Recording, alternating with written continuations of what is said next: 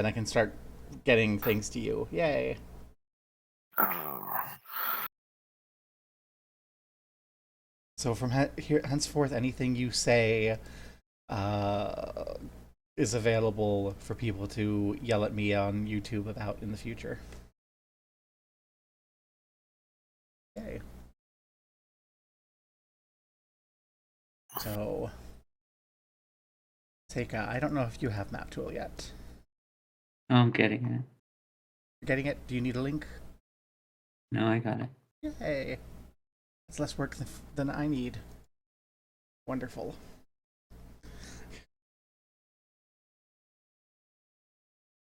Leon. Okay. I think Primo, this is the best for us. This is the best time for you, and then Seika and I. Like it's the end of your day, right, Seika? What? Like the time now. It's getting to the end of your day, right? No, it just started. You just start. I thought you got up at like 5 in the afternoon and stayed up all night. No, I actually woke up pretty decently today. Yay. Okay. On Sundays, I usually wake up alright. Okay. Uh, then I'm the only one who's kind of because I kind of rolled out of bed half an hour ago. I Yeah, I've been up for a few hours, and then I read through stuff, and then I played Vintage Story, and then played Vintage Story, and then played Vintage Story. When I burn out my EU5 brainworms, I kind of want to try Vintage Story. Looks like everything I wanted Minecraft to be back when Minecraft came out. I like I have like when I have to like put my like pottery in the kiln, and I'll just throw it in there, and I'll just sit next to it eating berries, just listening to the fire. It's nice. Woohoo. So I have a question. Did any of you get an opportunity to look through the PC facing notes, especially after I made my updates at like 2 a.m. while I was woken up to go to the restroom? Much like the core book, I skimmed it. Woohoo. Then you didn't notice me misspell pawnbroker. Woohoo. So that is mostly just and sheriff. Never saw me. I don't misspell anything. What are you talking about? So so entertaining for anyone watching. Just me yawning. Let me get this monster opened. So I think before we begin, the important thing is at the top. There's a list of content warnings that I've pulled out of the entire campaign because this is like a campaign from 2004, so it's got some problematic in stuff. But the content warnings across the whole campaign: worms, parasitic worms, worms crawling in orifices, worms dripping from the wall. There's going to be lots and lots of worms. So if you have a problem Worms. with worms, we need to know. Likewise, there's going to be a lot of stuff about undeath. I think that's probably fine, but I want to like mention that's a core theme here. There's also a lot of exploitation, and a lot of that is kind of just like the 2006 or so when it came out. We must be grimdark vibe. Same sort of thing comes with the next one, where it has an explicit abuse of disabled people recurring throughout the campaign. But I don't really want to go shy away from it because both of these, I think, give us a good reason to hate people. And it's like they're people that can give us plots to hate, so we're good at that. If you're fine with that, then I'm fine with that. Are there any I concerns? think I'm fine. There we go. Officially, everyone in this stream is fine with abusing disabled people. Oh yeah, for sure. I think we're all disabled people here, so Yes, kind of. we're delaying the proper start of the campaign 2 weeks for your physical therapy. That's I think that qualifies. Oh yeah, right. Let's see. Sometimes I forget that I'm disabled because I'm still working and stuff because capitalism. Same. Yeah. The ones I do want to point out that I think the first of these two that I want to point out here that is actually changeable. There is one explicit moment where one potential ally is explicitly transphobic towards another potential ally. Which props to the adventure from 2006 having an explicitly transgender, transfeminine even potential ally. But I do want to make sure that we're not like nixing that because that can be removed. And I know that my IRL group actually has an explicit nope, we don't want any transphobia in our world thing going on.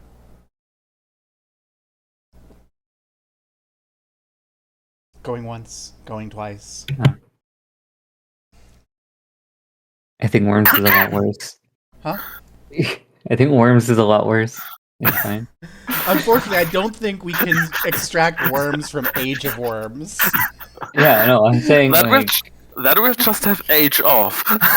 Yeah, I think I think it'll be like transphobia or worms. Okay, it makes the transphobia not seem like much. Yeah, this is kind of a dark campaign. Turn the light on. Jeez. Well, I think that's what the party's job is, metaphorically speaking. Oh, so we go into the problem area. We swap out the light with good, efficient like lights, and then leave. And then the worms go hide. Yes, exactly. Yeah. Yeah. Metaphorically speaking. No, literally speaking, I'm gonna build light posts to keep the lights on. Beautiful. So yeah. Then the rest of this is stuff. So I've mostly been yapping to give you a chance to skim it if you haven't already. I will take a moment and I think I just copy pasted this into here, so I may not. Can I save images out of my own file? No, that's a slightly annoying functionality. I don't want to reveal my notes window, but I do want to put this image somewhere for people. Actually, you know what I should do?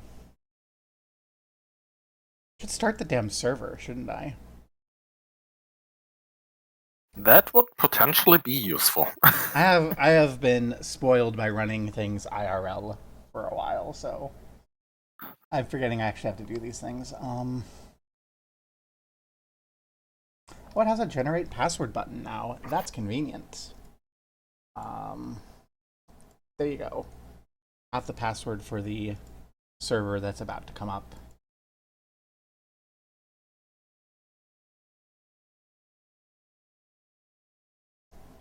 And the RP tools alias for the server.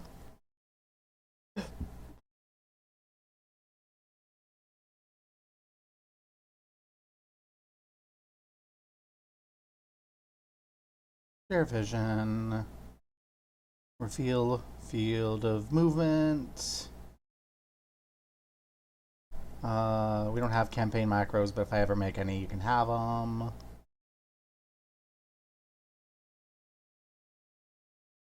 Both player and GM password must be provided. Okay, well, you're not going to get a GM password. So, yay, server's up. Woohoo.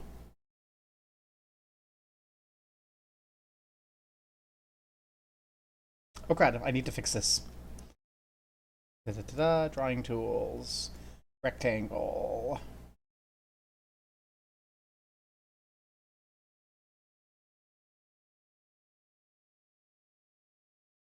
There we go. I mean, you can still join the server at any time. I just had to update one thing.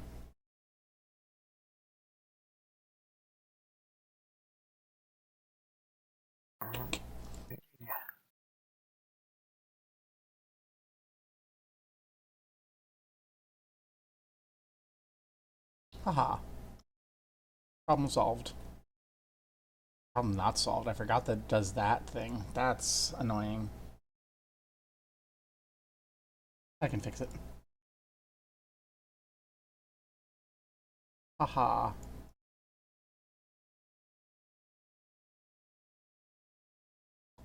I'm sure that is fine. Okay. So let me know if you have any issues connecting or anything. Hmm.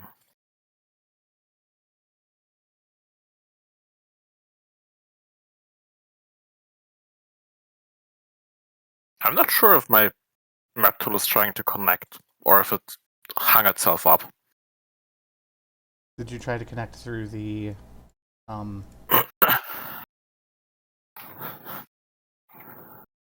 me give you an external address.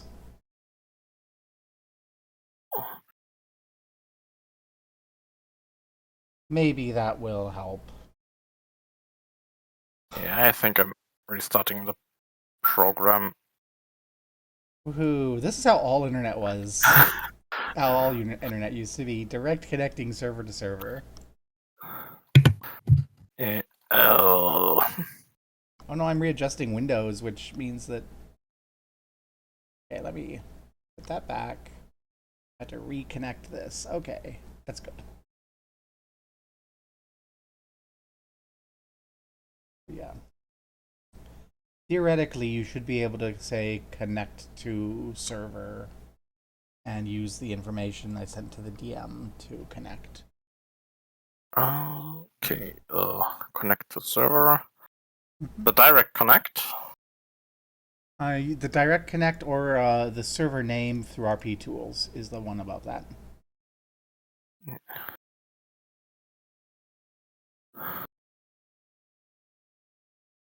Mm. I'll make some edit clarifying comments. Wow. It just doesn't load in. Well,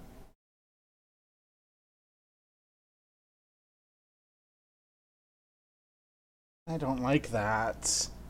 I don't want to use map tool. Map tool, not map tool. RP tool. RP tool's been shitty lately. Been doing horribleness.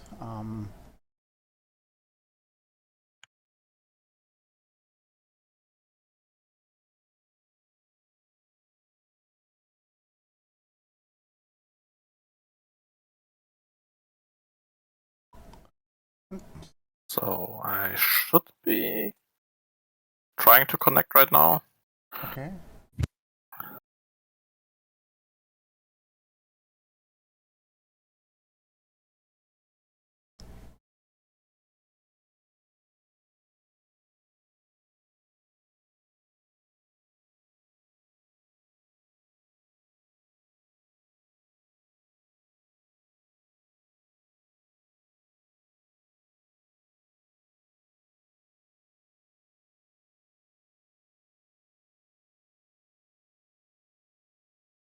I may have to do port forwarding, which I'm not quite sure how to do. If that's the case, then I'll have to look that up and set that up, and we'll just do some other source for today's character creation. I forgot that that port forwarding is a thing I have to worry about on this. This means that you won't be able to see the lovely Diamond Shore map with my super professional edit to the name. Unless you pop into the stream.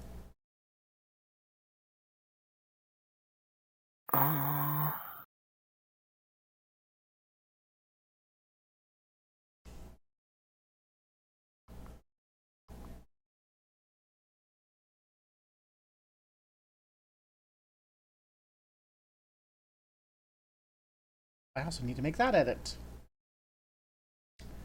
Gosh, I just assumed I did all these edits and then I didn't actually do them. One time I dreamt I edited something and I woke up and thought I did. Yeah, that's basically what happened here. Mostly because we moved it from Greyhawk to Galarian, I've had to reposition the thing, which means that the direction of north on this map changes, and it's not appropriate to call it Diamond Lake anymore, so it has to be Diamond Shore. Because it's now a coastal town. But there we go. I fixed it. Totally professional, no questions, everyone is fine. Oh.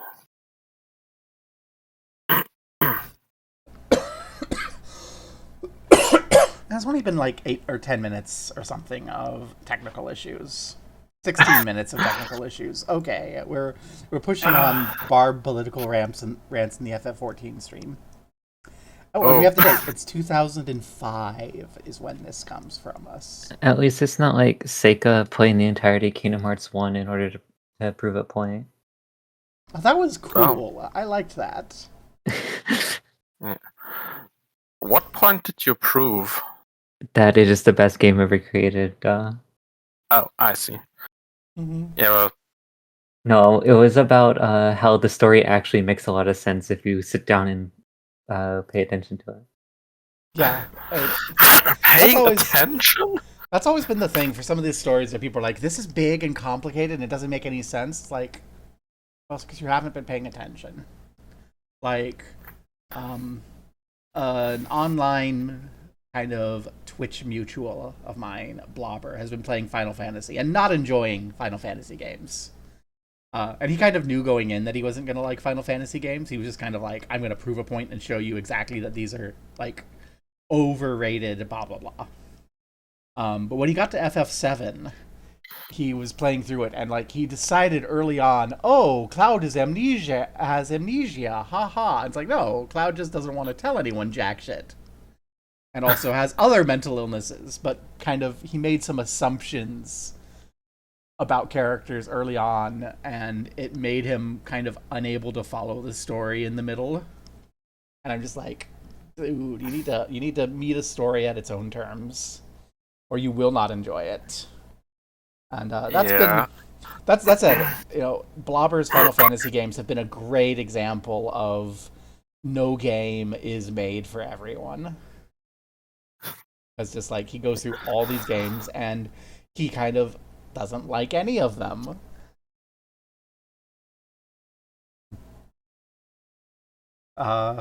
Mostly because he's expecting them to have quality of life features that were largely not conceived of until after these games, when people went, yeah, in hindsight, that's not as fun as we thought it would be. We should make that easier. It's like, yeah. Turns out games from before the time that people thought up quest logs don't have quest logs. Because people hadn't considered adding quest logs. Yeah. And there was a time where people were used to keeping their own notes. Yes. At least I believe so.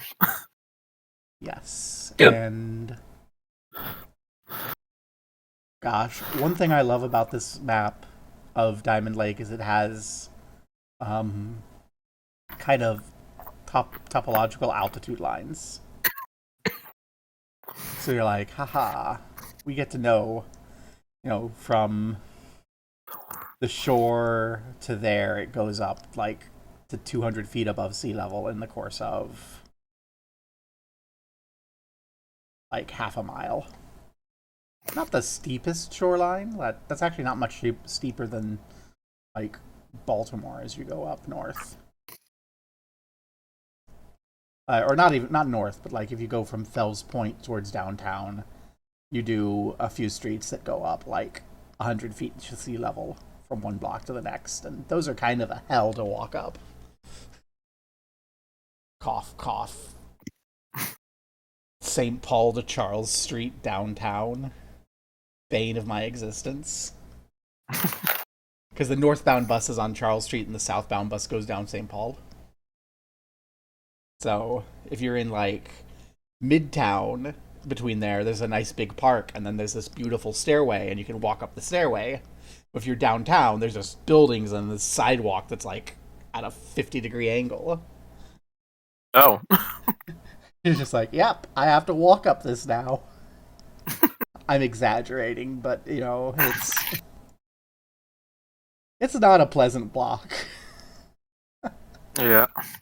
I love Baltimore, best city in the world.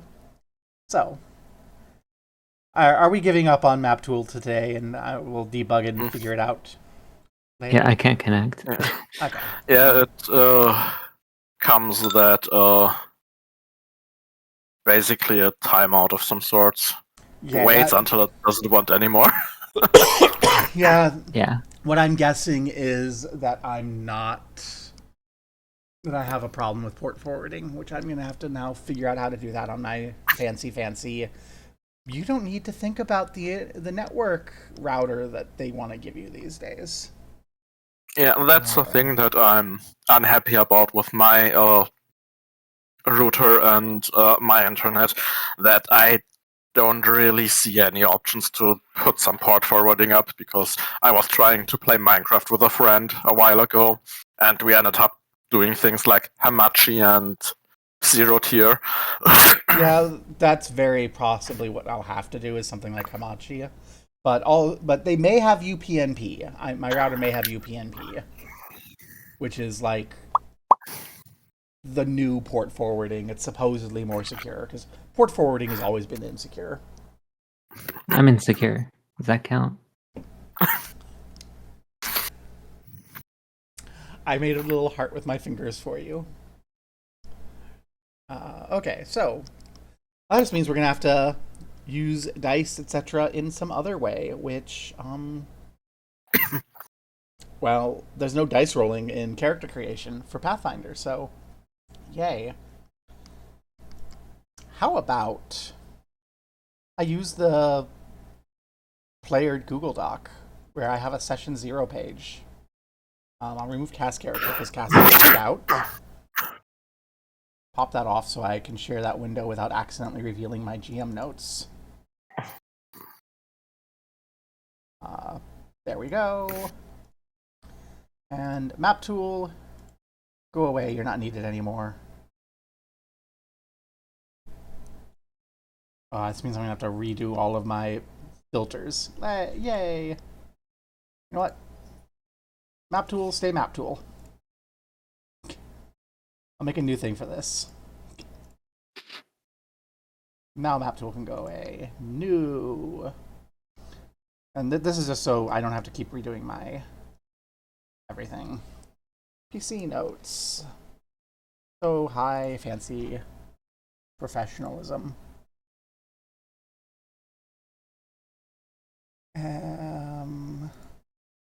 Filter. Drop pad. That looks like 100. Nope, that's more than 100. Hey. Less than 200.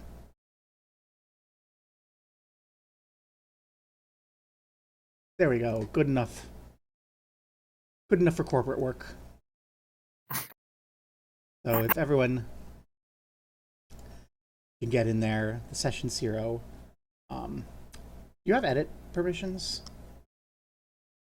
No, I should. You have comment partition. You have comment permissions. Let me change permissions. Give you edit permissions.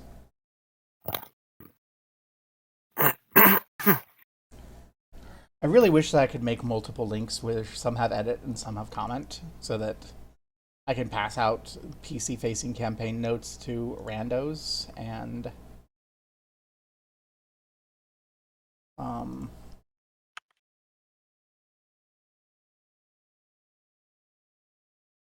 like not have it become you. But yeah, so we have character notes stuff which people can yap about as you see fit. And I can show the viewers this image I found. This is by Khan's Den. As near as I can tell, this is not AI generated art or anything. Hooray! Like, I'm beginning to enjoy ArtStation because they give you, like, no one else gives you the option to filter out the AI art reliably. Like these folk, they like put they require all the AI art to not only be uploaded as AI art tagged, but like with the actual software that you use to generate it. And like it seems like all the AI people are really happy to flag their AI art on ArtStation with the particular service that they use to make it. So I can just filter out all that shit and I get art. I get That's nice. Art. So and I was thinking I needed to rely on making all art myself in the future. Yeah, so this lovely thing by Khan's Den, which I presume is not AI art because it doesn't give me any of the AI art vibes and such. There. Is this visible? Good? No. Let me tweak this. That's probably fine. I'm just gonna put that up there for people to look at. This is kind of the vibe of Diamond Lake. Obviously, if you were looking at the map earlier, it's not exactly right, but this is the vibe that the town should give you. You know, if it weren't for the politics of the town, this would be basically paradise. It's a Mediterranean climate that, like, it sits right on the edge of a semi-arid belt, so that you get these, like, long, rainy winters that aren't too rainy, and then these mild, warm, pretty summers. And you've got, you know, these lovely little brick and adobe buildings right up against a beautiful seashore nestled into the mountains. The downside is that the entire place is controlled by real dickwad mine managers in their competing mines who kind of lure in people with, oh, live and work in this lovely place, and then kind of trap them because it's isolated in all ways except sea, and they control and yoink up the prices of imports and sea travel to keep you confined and working and slaving away in the mines. Unless you decide to do something else, which presumably y'all are going to. So, I look over here. What are we feeling as far as our characters? And do we want to do dual class characters to take into to kind of work around having only two people?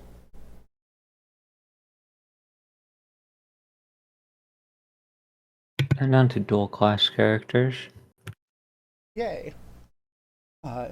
Very simply, dual class means you pick two classes, you get the benefits of all the classes, but they don't stack. So if you have two things that give you benefits for the same thing, they don't stack. Sake is making Garfield. Oh, okay. I love it. We're saying screw your edgelord bullshit 2005. I'm Garfield. I've been wondering if we're running two classes, how a combination of gunslinger and swashbuckler would go. Just looking at the classes right now. That's a great question.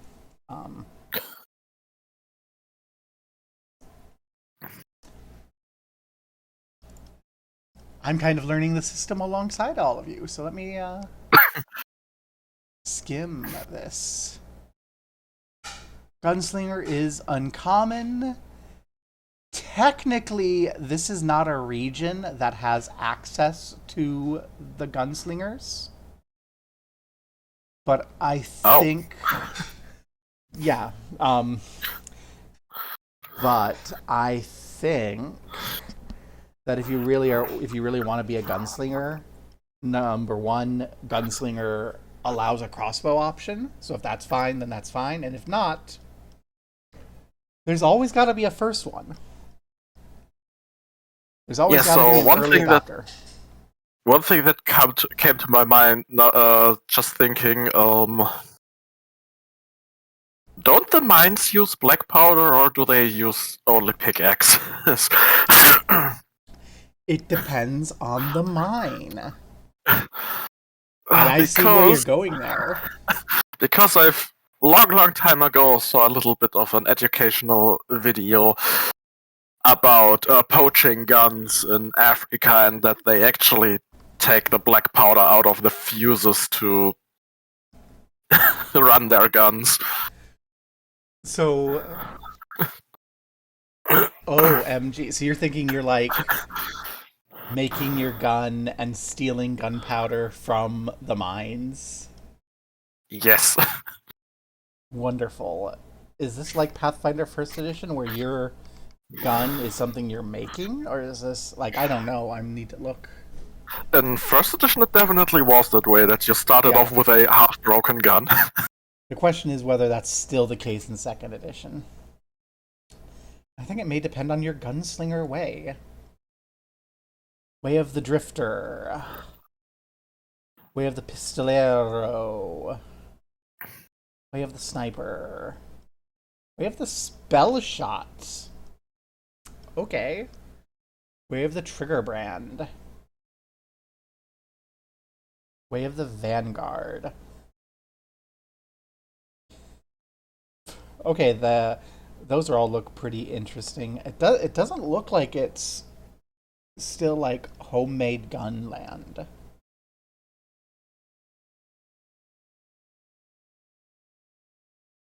So that's interesting. We'll have to vibe where you get your gun from.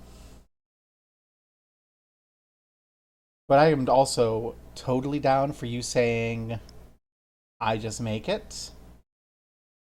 Swashbuckler can work with that too, probably.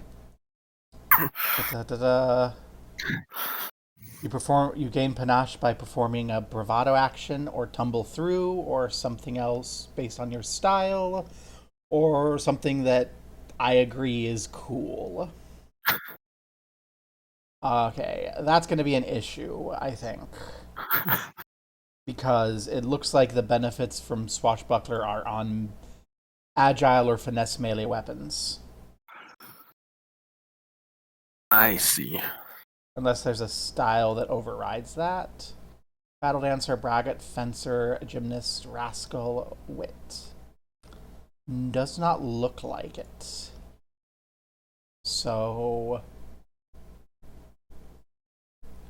just on at least the very first skim, it looks like Swashbuckler and Gunslinger don't vibe well together because just Swashbuckler's abilities don't apply to guns. Yeah. Oh.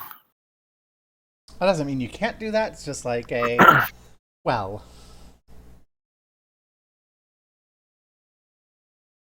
I click over here expecting to see Seika has written a bunch of stuff and it hasn't.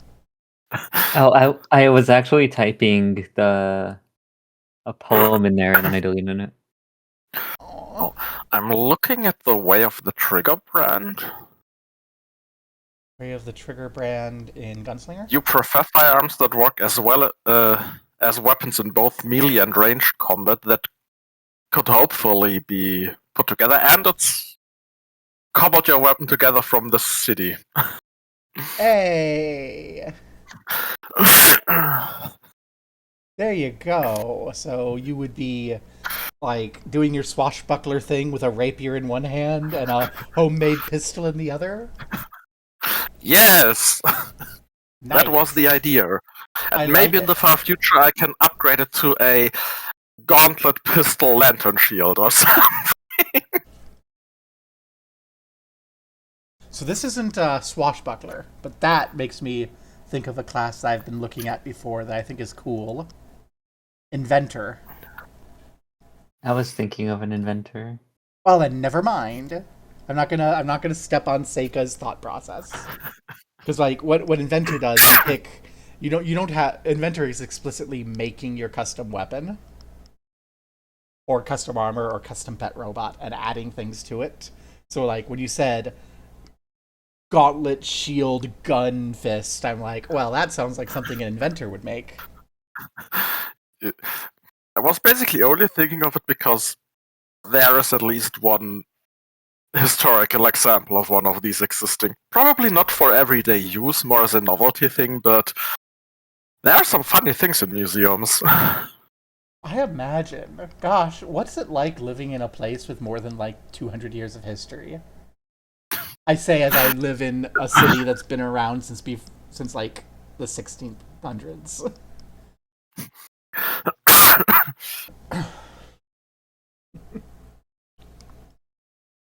It's so weird. I'll be sitting around like, yeah, no, I'm living in one of the newer places in town. What do you mean my apartment is built in the 1880s? Okay. And then you come across some random house in Europe which is 500 years old or something. Yeah. It's like y'all are old over there. You know. I like Baltimore. Baltimore's cool. Even though my neighborhood did almost burn down yesterday. Oh. Or Friday. Yeah, there's a warehouse, converted warehouse a couple blocks from me that has like a furniture manufacturer and a toy manufacturer in it, and like it was a real windy day, and as far as the fire department can tell, like somebody was like lighting a fire outside to keep warm, and the fire spread into the building because it was real windy, and the building just went up because, as you might imagine, toy workshop, furniture workshop full of flammable stuff. And they spent like all day dousing the block with water to keep it from jumping from the warehouse across to some homes. And if it had crossed into the homes, it probably would have run through like the entire neighborhood. Like, they were sending emergency text messages to me in my apartment going, "Hi, be prepared to evacuate if this gets out of control."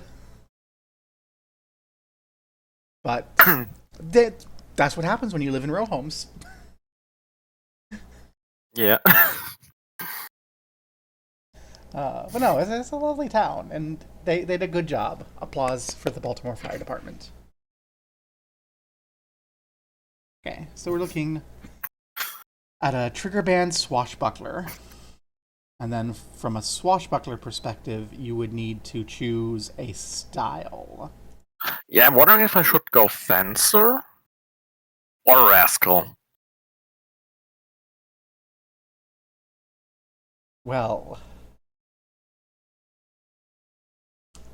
I think Rascal fits better with the cobble together your own gun.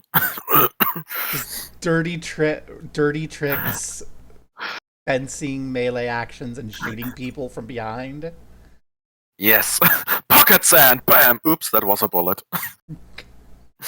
No. You pocket sand, stab them in the shin, and when they go down, then you take the gun and blast them in the back of the neck. Oh. You know, That also sounds mean. painful.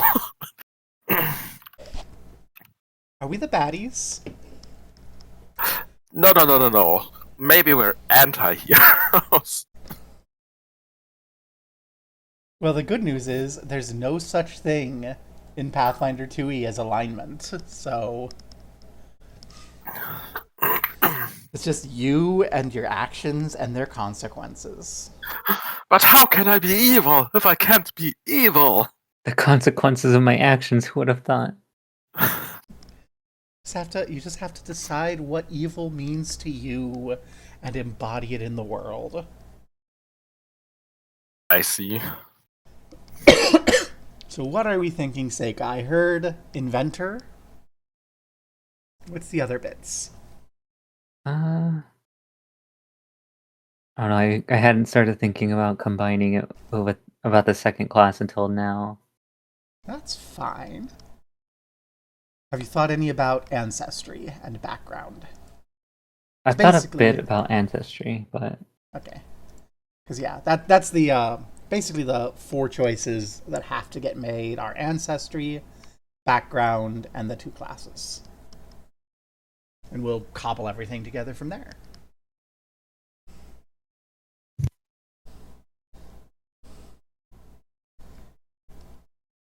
How about you, Primo? Have you thought about ancestry or background? I started right now thinking about that. Hex yeah, inspiring thought. I know that up until she backed out right this morning, like, yeah, no, 9 a.m.'s too early. Cassie was saying, ooh, Catfolk Wizard sounds like something.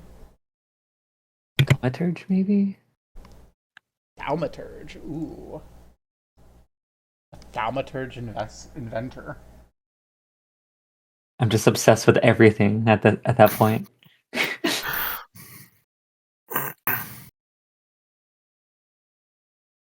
The world is full of unexplainable ancient magic, dead gods, and stranger things. In response, you scavenged the best parts of every magical tradition and built a collection of esoterica. Plus, inventor. Any tinkerer can follow a diagram, but you invent the impossible. Okay. That sounds like the start to a few Cthulhu stories or something. Yeah, so key attribute charisma, key attribute intelligence. Let's see. Swashbucklers, key attribute dexterity. Gunslinger, key attribute dexterity. Okay. I mean, that's fine. I am slightly concerned about a lack of divine magic, but also I know they've changed up how magic works. So I'm not 100% sure how that works. What does an investigator do? Not investigator. Thaumaturge. That's the one I'm curious about because you're the only source of magic for the party. Watch me barely use magic. Esoteric lore, implement empowerment. Ooh, so there's not like okay. Party is saying, I don't. Oh, okay, that's cool.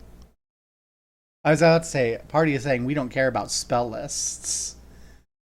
But then I see the ability that the Thaumaturge gets. Exploit vulnerability. Scour your experiences, learning to identify something that might repel your foe. Critical success. Remember the creature's weakness and empower your esoterica. Learn all the creature's resistances, including the amounts of resistances and weaknesses. You can exploit either their mortal weaknesses or personal antithesis. Your unarmed or weapon strikes also become magical if they weren't already.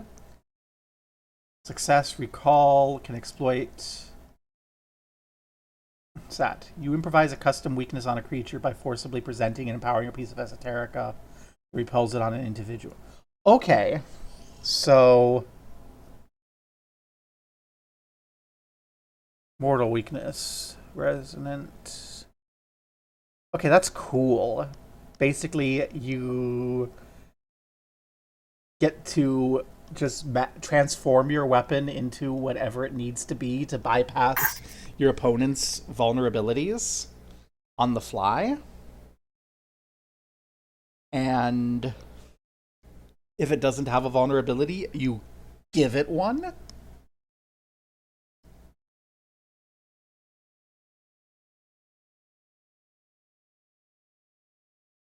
Damn. Damn.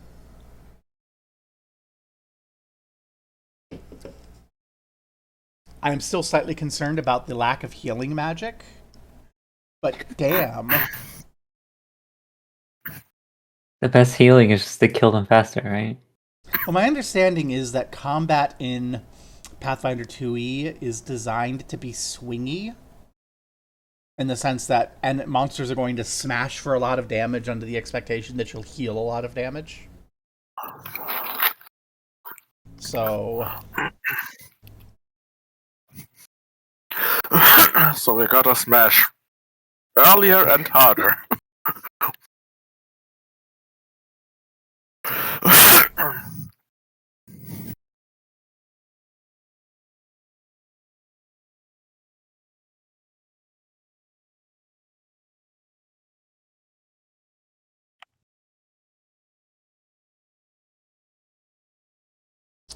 um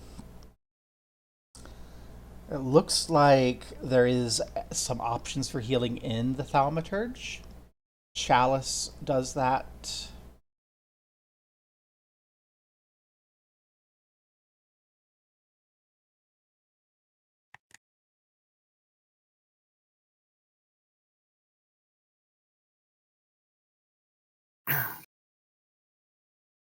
Yeah, it looks like it's just Chalice that does healing for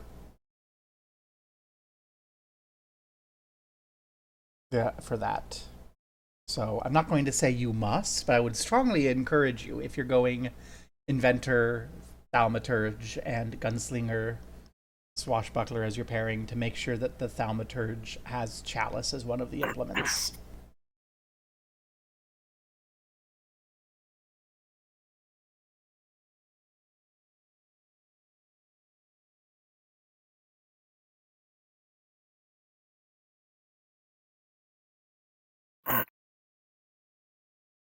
Unless you have some alternate way of gathering healing, which I don't know for sure.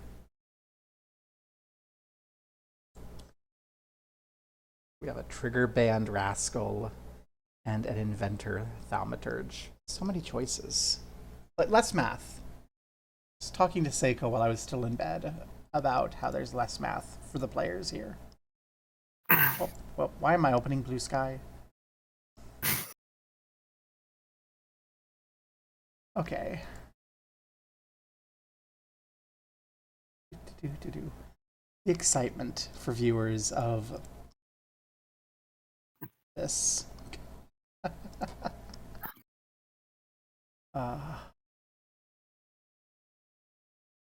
This is me encouraging you to share your thought process aloud if you have one. I'm looking through the backgrounds. I'm not really sure if I want to take something like Battlefield Scrounger or Criminal. Okay. Well, what sort of thought process do you have about your character's background, like outside of mechanics?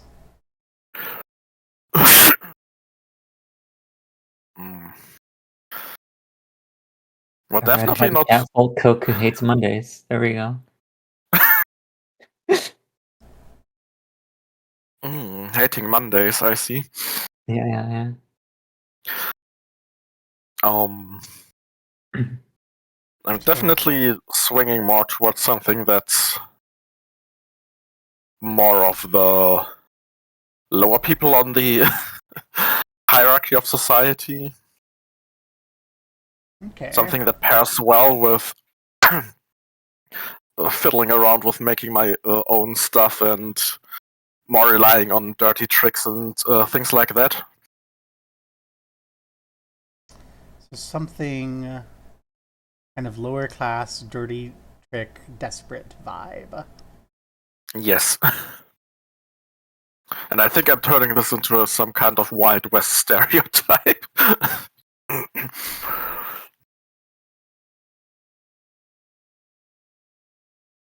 Have you considered hired killer? I haven't spotted the hired killer. How did I not see that? Oh, showing 50 of 219 results. That's why. I also see insurgent as an option that might vibe there. Junker. That sounds like what you want. You live on the outskirts of civilization, combing through the detritus left behind for interesting trinkets to sell or use in your own crafting. Though you have a preferred terrain to search, you know that the greatest treasures occur where people make greater use of technology. That's perfect. I'm chunking in the mines. Awesome. Because I know that's where the people have the cool stuff to blow things up. So you would have lore about a specific terrain. You want cave lore? I see a mining lore. There, so I think there I'm you going go. with that. Okay. Okay. Mining lore. That's your lore skill from Junker. You've got athletics, and you've got the hefty hauler skill feat. And you get your boosts. What does hefty hauler do? You can carry more than your frame implies, increase your maximum and encumbered bulk limits by 2. Oh, nice. You have to carry a lot of shit. I'm you! And since the attribute bonus, you get strength or wisdom, that can become very big. I should tune this in, make sure that attribute boosts are understood. The way this works now, instead of rolling for your ability stats, all your ability stats are 0. The 0 to 20 thing is gone, and instead you just have the modifier. And boosts increase the modifier by 1, flaws decrease it by 1. And you can't kind of put your free boost on top of a boost that level already gives you. So like, when you pick your ancestry, that will give you some boosts. If you get free boosts from your ancestry, you can't put that onto one of the attributes that you already get a boost from in your ancestry. Your background gives you boosts. So for example, Junker gives you strength or wisdom and then a free. So whichever strength or wisdom you choose, the free attribute can be any attribute except the one you chose there. Then you'll get a boost in your class based on your kind of what's the term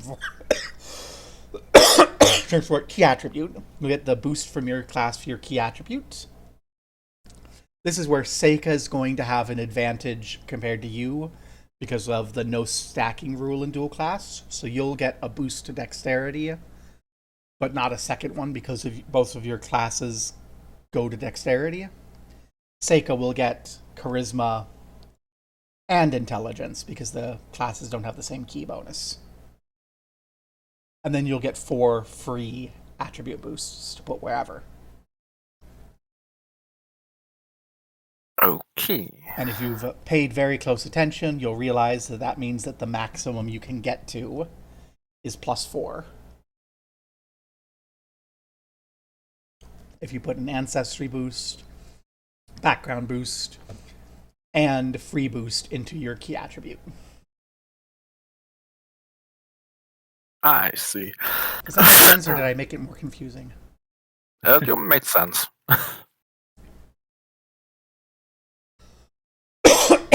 Yeah. I really like that. I really like that as a system. It's like point buy, but simpler. Yeah, and it's more connected to what you're actually doing. Yeah. It doesn't feel as like exploitable. Yeah, it's the thing that I've liked about Traveler and Burning Wheel, that you have your character doing specific things, and because of that having specific skills, which is something that D&D and its derivatives often skim over. Yeah. That's one of the things I've liked about 2nd edition remastered is Pathfinder really went to try to remove a lot of the D&D from their game. And a lot of it's cosmetic. Like, if you were a main spellcaster, you'd find that you have spell ranks instead of spell levels. But also, it's things like these implements on the Thaumaturge. I think in D&D, the Thaumaturge would just have like a limited spell casting ranks, like limited spell slots. But instead, we get these cool little implements, and it's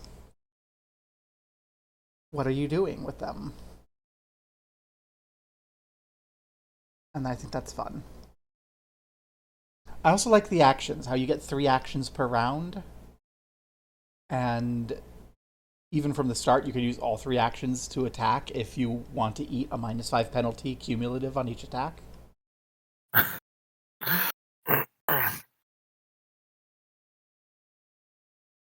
So, yay!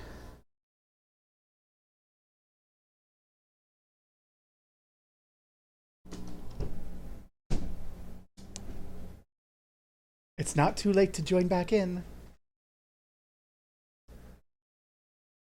I'm not being pressuring. I'm sending you love. Pressure, pressure, pressure. Seika says I need to pressure you. No, I don't. Okay, now I am. Okay. Shake. Nate, you made Cassie laugh. Which is good for me. She's really cute when she laughs.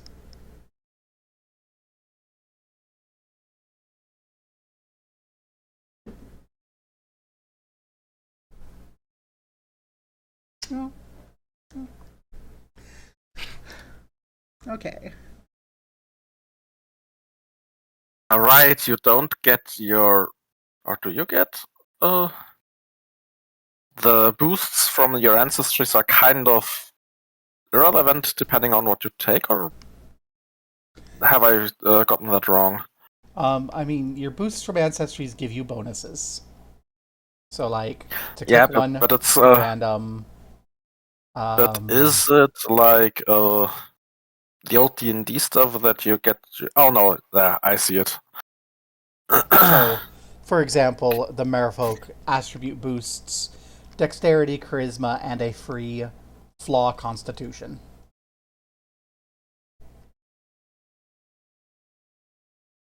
Minotaur. This is an area where Minotaurs are. I would recommend against it unless you want everyone in the town to hate you, but you could be a Minotaur. Maybe not. Large size, strength, con, charisma, free. How do the people feel about centaurs? Actually, also not very great. This is kind of a xenophobic community. That's it. Also, you're not very far away from. So, Diamond Shore is on kind of the northern end of this isle, kind of in a hard to reach place, surrounded by the hills and mountains to the south and east, and this big swamp to the west. The swamp to the west is kind of dominated by lizard folk who don't like people being on the island. The hills to the south are dominated largely by minotaurs. And then beyond the hills to kind of the southeast is a big desert area from centaurs. And ages ago, when a lich tried to conquer the world, or something, I forget the details. It was way, way back. It wasn't the lich. That was more recently. But it was back before Earthfall. There was some sort of invasion of this island by some force that brought with it an army of centaurs and minotaurs and magic that blasted and turned the northeastern part of the island into kind of an inhospitable desert.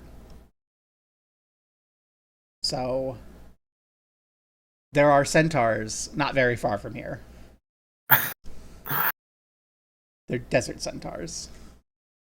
But again, this is not a very open field area. You're going to have a lot of narrow caverns. You're going to have, the town is nestled in between by a hill and a shore. Yeah, that was less of a sincere consideration, more coming across the entry in the list. Mm-hmm.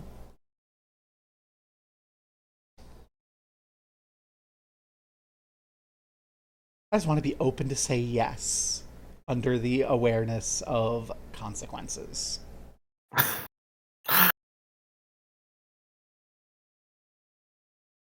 But no, the town here is almost all human. There are some halflings, there are some gnomes, There are a couple major contingents of dwarves and elves that are kind of on the outskirts of the society. Um, because one of the mine managers, uh, let me get the name for you.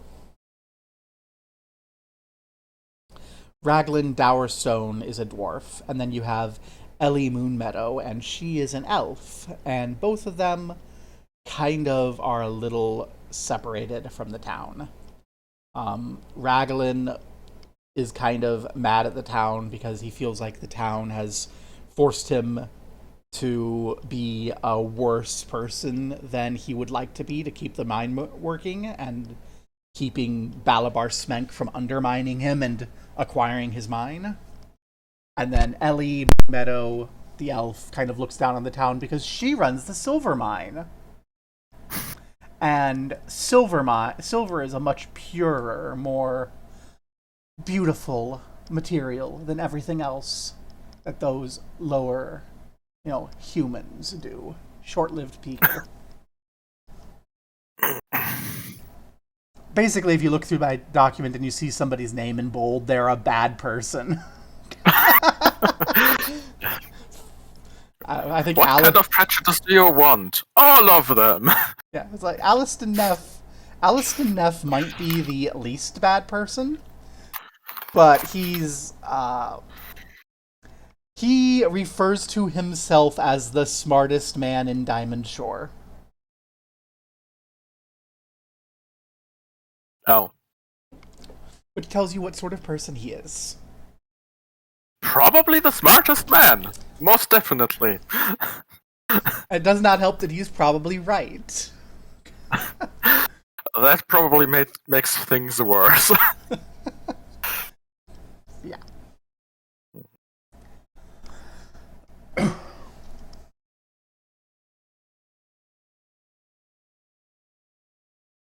I think one benefit of aiming for the vibe in the art rather than traditional European vibe, beyond it just kind of matching better with the climate of the area, is it gives us these nice flat roofs. So for some reason, if anyone gets into a sort of running fight, they can leap. We can have cool leaping from roof to roof type things.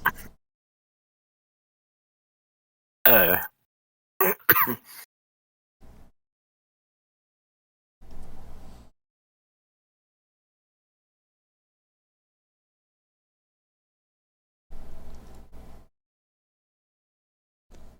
Ooh. Seiko, we've been having primo time. Have you had any fun thoughts? I've just been looking through backgrounds. There's a lot of them. There is. Fortunately, they're not super complicated. They're all just like they're one skill proficiency, a lore proficiency, and a feat, basically. Yeah, but like as a background, they're much more interesting than anything D&D has. Yeah, I love it. Like they're simpler than anything D&D has, but they're also deeper and more interesting. Like, Junker here, super simple, and it's exactly the same as all the other backgrounds, but it tells you so much more about Primo's character's background than the generic seeming stuff D&D has. Yeah.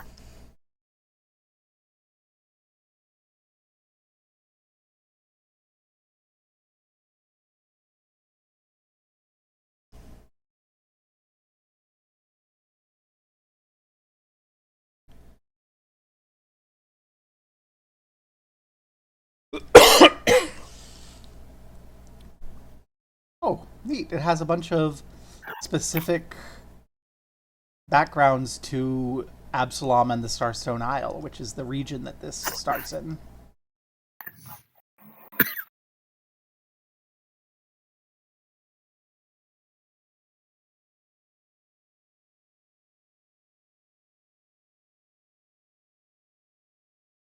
They're all maybe a little generic, but also I like that. I like that I can Just say, hi, show me something for the Absalom and the Starstone Isle.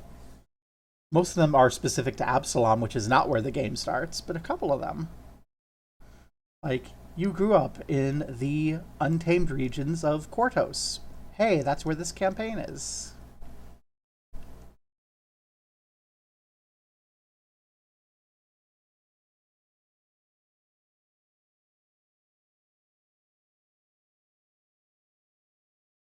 Menagerie Dung Sweeper.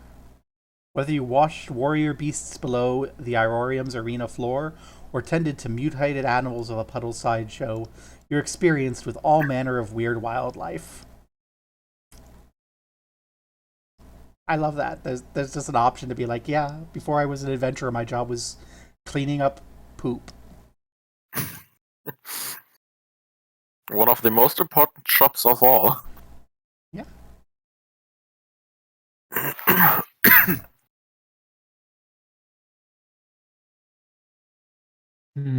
Maybe prisoner, ex-prisoner.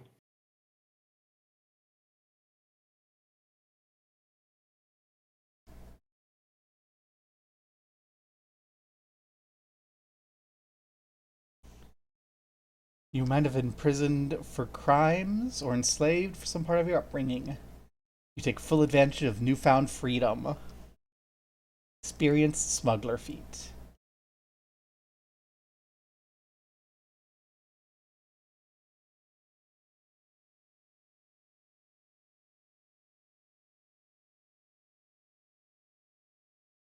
Oh, neat.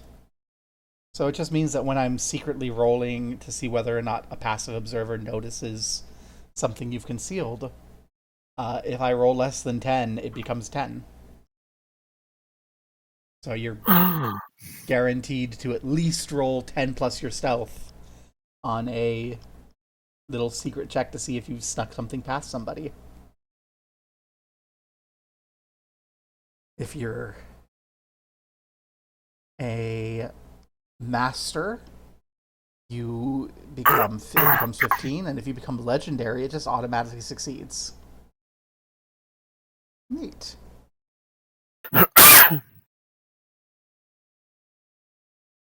And underworld lore. We have a swashbuckling gunslinger, junk scrounger, and an inventive thaumaturge ex-prisoner. I love that. I do have a question for you, Seika. Were you guilty of the crimes you were imprisoned for? Sikyo was raised in it and then was freed from slavery. Okay, so you're thinking slave. Yeah.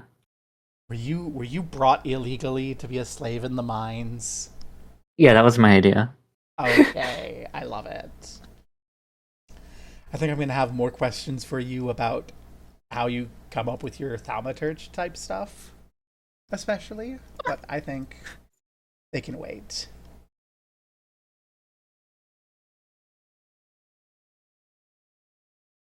And then, let's see, an orc. Oh, Remo went, I'm going to be an orc. I look over there and see orc. That's great. Yeah, the decision was between human, orc, and dwarf, but I decided to go with the orcs. Basically, being one of the orcs that weren't very high in their hierarchy because not punch as strong as other orc, which ended with a sort of not really leaving everything behind, but more on the outskirts doing the chunking stuff and eventually landing in the mines because that's where the cool stuff is. Yeah. I think it's important to think orcs in Pathfinder 2e seem less like the mad, wild barbarians of D&D and more like the Ottomans, if that makes sense. like sort of you're still a sort of martial oriented society, but it's a lot more civilized. There's a lot more range for like trade and commerce, especially as you get further towards the inner sea. And Kortos is the island in the middle of the inner sea. It's dominated by basically fantasy Byzantium. So, like, orcs in this region, if you came from orcs who had settled into this region, would definitely have been a little bit more, like, trade oriented or lower class work oriented. But you can absolutely be someone who's made your way this way as a junker from the more traditional holds in the north. I think I'd like to be from a little bit further away. So you're one of the immigrants who got trapped in the city. Not drawn by the climate, but drawn by the promise of materials and mines. Indeed. Well, the promised wealth is there, it's just with the wrong people.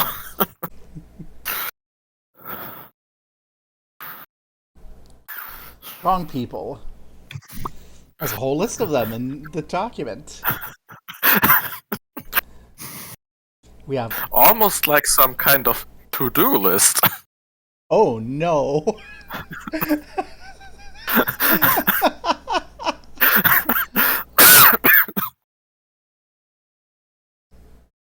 Well, that is certainly a thing that your character can have on their plan.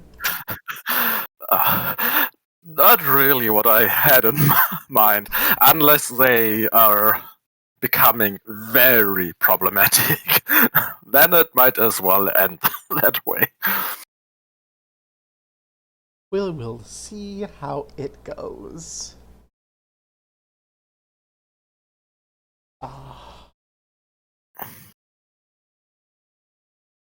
And Seikis is like, I'm a human. I'm a human. I will say, if your aim is to be a released slave, in the region, halflings are one of the most commonly enslaved races. Oh, I see. They are easier to transport. Yeah. And they can I just chilled with the halflings. they can like get into spaces that other workers can't, that are a little bit more dangerous. Just like children back in the old days. That's my idea. I was freed after I was no longer a child. I wasn't useful anymore. Did the person who sold you as a slave lie and say you were a halfling? Probably, yeah. I love that. That's horrible. I love it. And the person who purchased was just like, why are they getting taller and taller? Is there something in the mines? Yeah. So after you've picked your ancestry and made note of those, it's important to remember that you get a heritage and then a feat from your ancestry.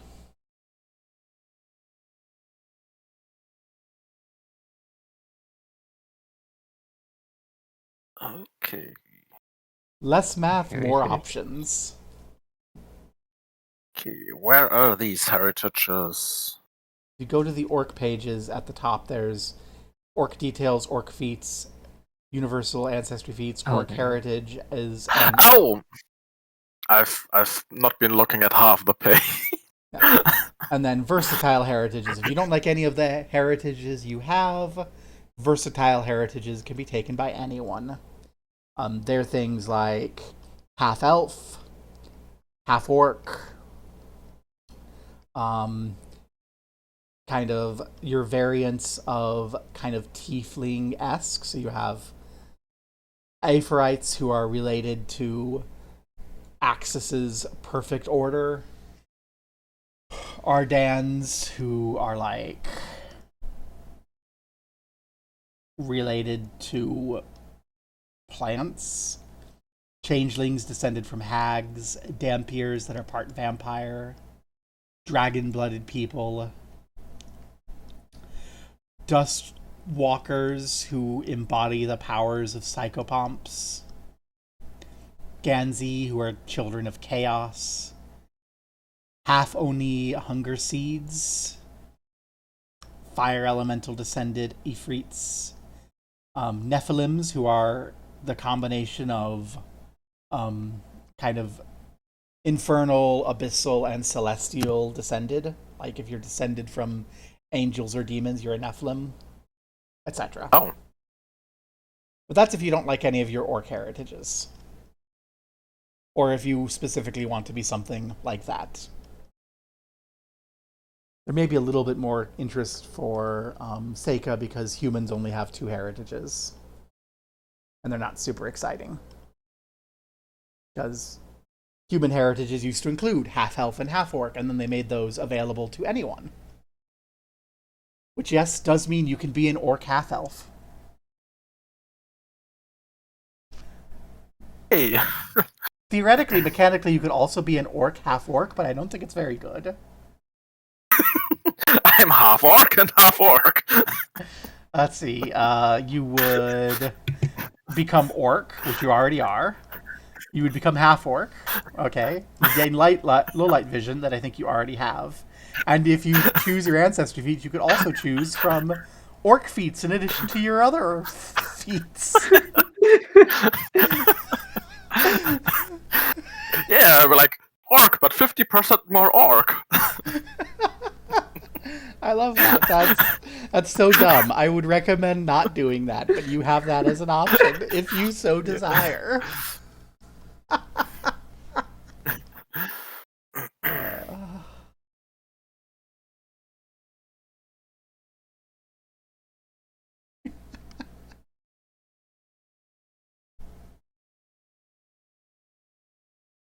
I love this. This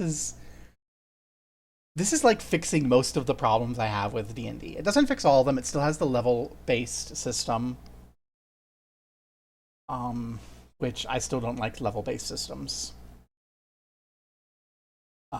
It does still have some of the encouraging violent solutions over non-violent solutions.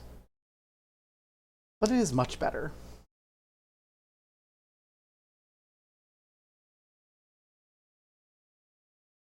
Feels like it keeps the simulationism where it matters and then strips out the simulationism where it doesn't. Oh, it just lists the it can just lists all of the heritages anyone can pick at the bottom of the orc heritage page. Okay.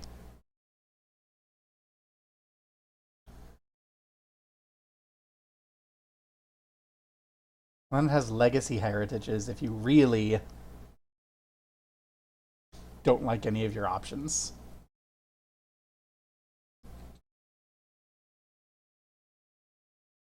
That's convenient. That means if I'm ever sending someone a page, I can just say, pick one of these heritages. And all the options are there.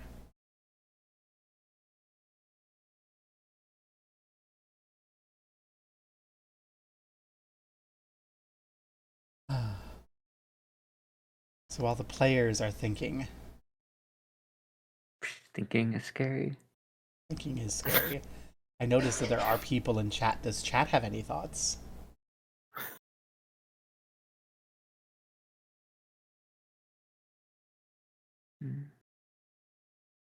Thinking is banned. This is for fun, after all. Yeah, it's illegal. Oh, I love how it's all caps. Oh, it puts the link, that's why.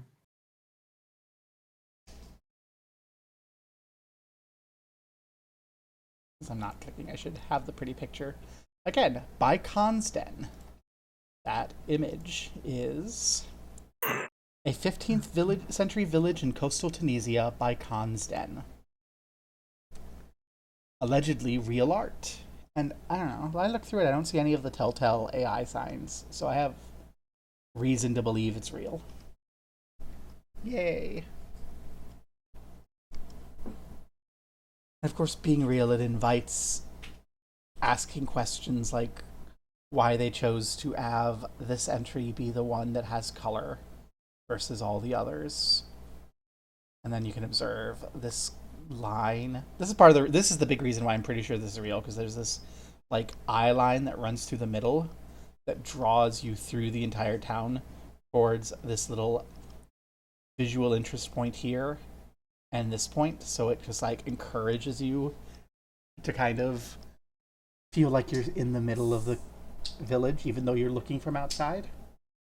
And that's a very art thing, and I don't think that you don't really get those sorts of things from AI generated art. They tend to just kind of be, oh, that's pretty, and then there's no.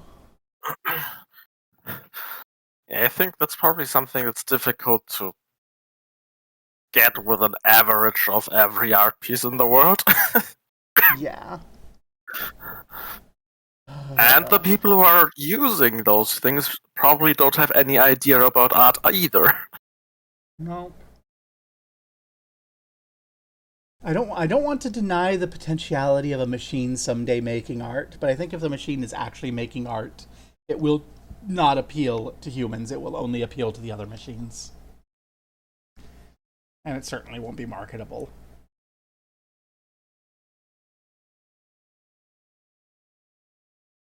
I say that as though people could market anything. I'm getting discorded at.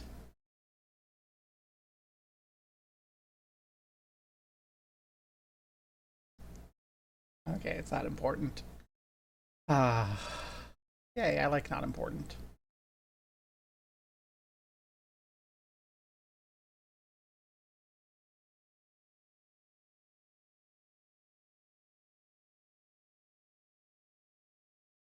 You're here in spirit.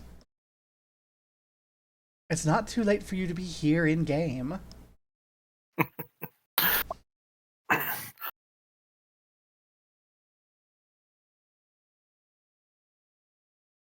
So before I finalize my choice of the Badlands orc, what was the climate again from the further away orcs? The answer is it depends on which heritage you pick. Because there's orcs all over the place. You'll notice you have rainfall orcs for orcs from the rainforest, winter orcs from the very, very distant north. You've got battle-ready orcs, which are probably from like the center of Avestan, where orcs form. You know, when I made that Ottoman comparison, that's where that is, where they like form actual like armies and attack people in organized, structured manners. You've got deep orcs if you're from deep, deep underground in the darkness of the mountain caverns. Yeah, then I'll stick with the Badlands and just come from a relatively hot place where we have been walking around a lot. Okay. So that would probably be northern Garund, which is just a little south of the Inner Sea, which is perfectly fine.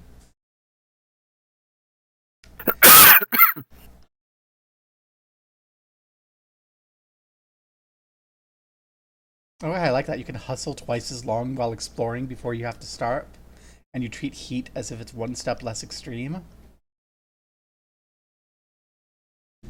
Yes. So, Primo's little orc. Is a D there? I just want to. I didn't say the D. I'm sure. I don't know. It's almost as though I'm from like a part of the U.S. where you drop certain consonants and vowels, and I've moved to another part of the U.S. where they drop other consonants and vowels, and now I'm just kind of dropping whole parts of words. Then you just need to move to Britain. They also drop a lot of vowels and then you'll stop talking entirely. Well, he was gonna call in. It doesn't matter, you know. You're just gonna make a bad. You're gonna make a Badlands work. You're sure we don't see him. It's fun. You're gonna go out and stab a bit and then shoot him. You know, like that. I only understand like the last 2 words of every sentence, so you're shooting some people. What's funny is there are actually people in my local community who speak like that. And they'll just like carry on whole conversations with one another, and it's tough to follow along. Yeah. And there's one German actor that gets made fun of because he's not talking exactly like that, but he does talk kind of like that. Yeah. At least in German, I think he talks like that. I never listened to him in English. I forgot what his name was. Have you ever seen that TikTok? Aaron earned an iron urn in Baltimore accent. I have not. It's actually the local accent. It's just like this guy is like, okay, read this in your Baltimore accent. Okay, I'll read it in my accent. It's fine. Earn. Shit, I talk like that. Aaron earned and iron earn. Because like, yeah, in the Baltimore accent, Aaron, earned, iron, and earn are all pronounced the same way. I see. Iron, earn, and iron, earn. Earn, and iron, earn. It's fun. It takes a little getting used to. But it's actually not that hard to follow along because generally sentences like that don't occur in real life. But there's other fun things. Like if you ever hear someone making fun of someone asking someone a question, that's just the Baltimore accent. That's how everyone around here says ask. Let me ask you a question. Interesting. Yeah, I only know that from like making puns. Yeah. It's fun. It's exciting to experience new cultures? ? I've lived here for a couple of years, and it's actually a real comfortable place. Ignore that someone got shot on the corner below my street like a month and a half ago. That was a very sad dispute over dice. Oh. Yeah, no, seriously, a couple teenagers were playing dice on the street corner across from my apartment about a month and a half ago, and one of them like cheated at dice, and the other one got annoyed at them, and they started fighting, and then like tried to run away, and one of the kids shot the other one. Very sad. Oof. But from the perspective, definitely very sad. From the perspective of our apartment, we were getting ready for bed, and then all of a sudden, bam, bam, bam! Whoa, that's gunfire. Ooh. Yeah. That said, gun violence is down by like 80% over the last 2 years in Baltimore. That's a lot. Yeah, they implemented a new policy over the course of the last 6 years that started rolling in about a year ago, where instead of like trying to get more and more police and more power in the police, they did this survey of communities trying to find out where crime came from, and had people talk to the people who were like in the communities that crime came from, being like, well, why are people doing crime? And it turns out the answer was, yeah, no, everyone's desperate for food and money, and no one can find jobs. And they just kind of set up some programs to work around that. So, like, there's now a mayor's office of getting a job. So you go apply for a job at this one location in town that's located where it is because it's in the part of town where the crime happened. And they go, yeah, we'll get back to you with potential job stuff. And in the meantime, here is your SNAP and your other benefits. Huh. And nice to see things getting better for a change. Yeah. Turns out, crime happens for a reason, and if you get rid of the reason for crime, the crime goes away, and it costs the city a whole hell of a lot less money. Yeah, I have the feeling that people have been preaching this for decades now. Yeah. I mean, it's still not a perfect system, but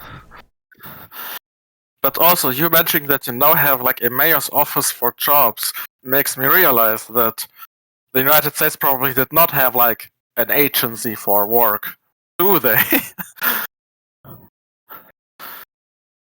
and the city makes money back on taxes from the development. That's true. Oh, who would have thought that people having jobs would pay taxes? I know. They've also found that by legalizing marijuana, you take all of that economic activity from the streets where it causes crime and violence to inside of shops where people pay taxes and rent and everything like works better.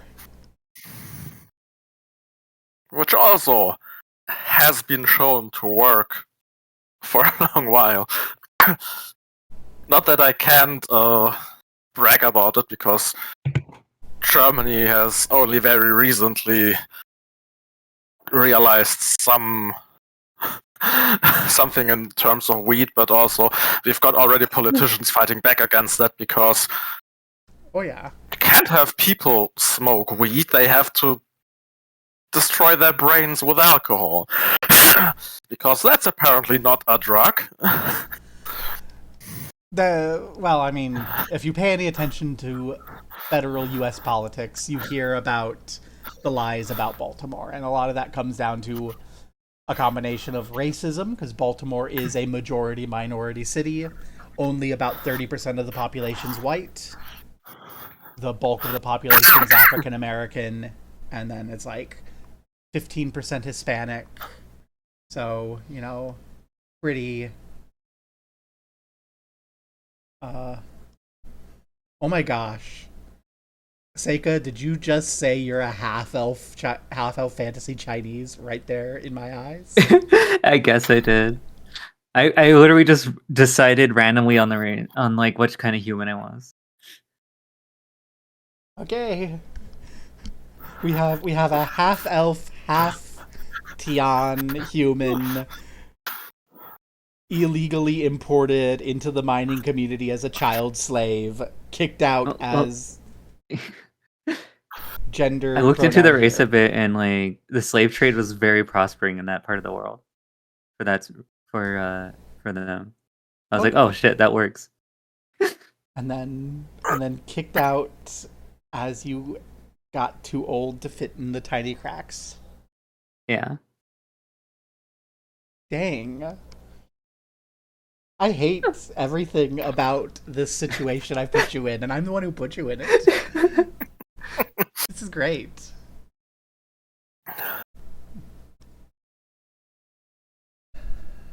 But yeah, I don't know what else I need other than just keep it writing down what my pluses are. Yeah, you'll also need to write down all of your proficiencies, etc., and put them in a character sheet. Downside of Map Tool is there isn't a character sheet. Upside is they're not funding transphobia and shit. Hey. Cool hats. Was that something that Roll20 was doing? Yes. That's why I stopped using Roll20. They did that, and they started siding with like MasterCard in the crackdown on queer stuff on the internet. And like, I don't think it's from a hate perspective. I think it's from a cowardice perspective. But still, I'm not going to give you my money if you're going to do that. Yeah. The reason for them doing that is very irrelevant for the damage that's causing. Yeah.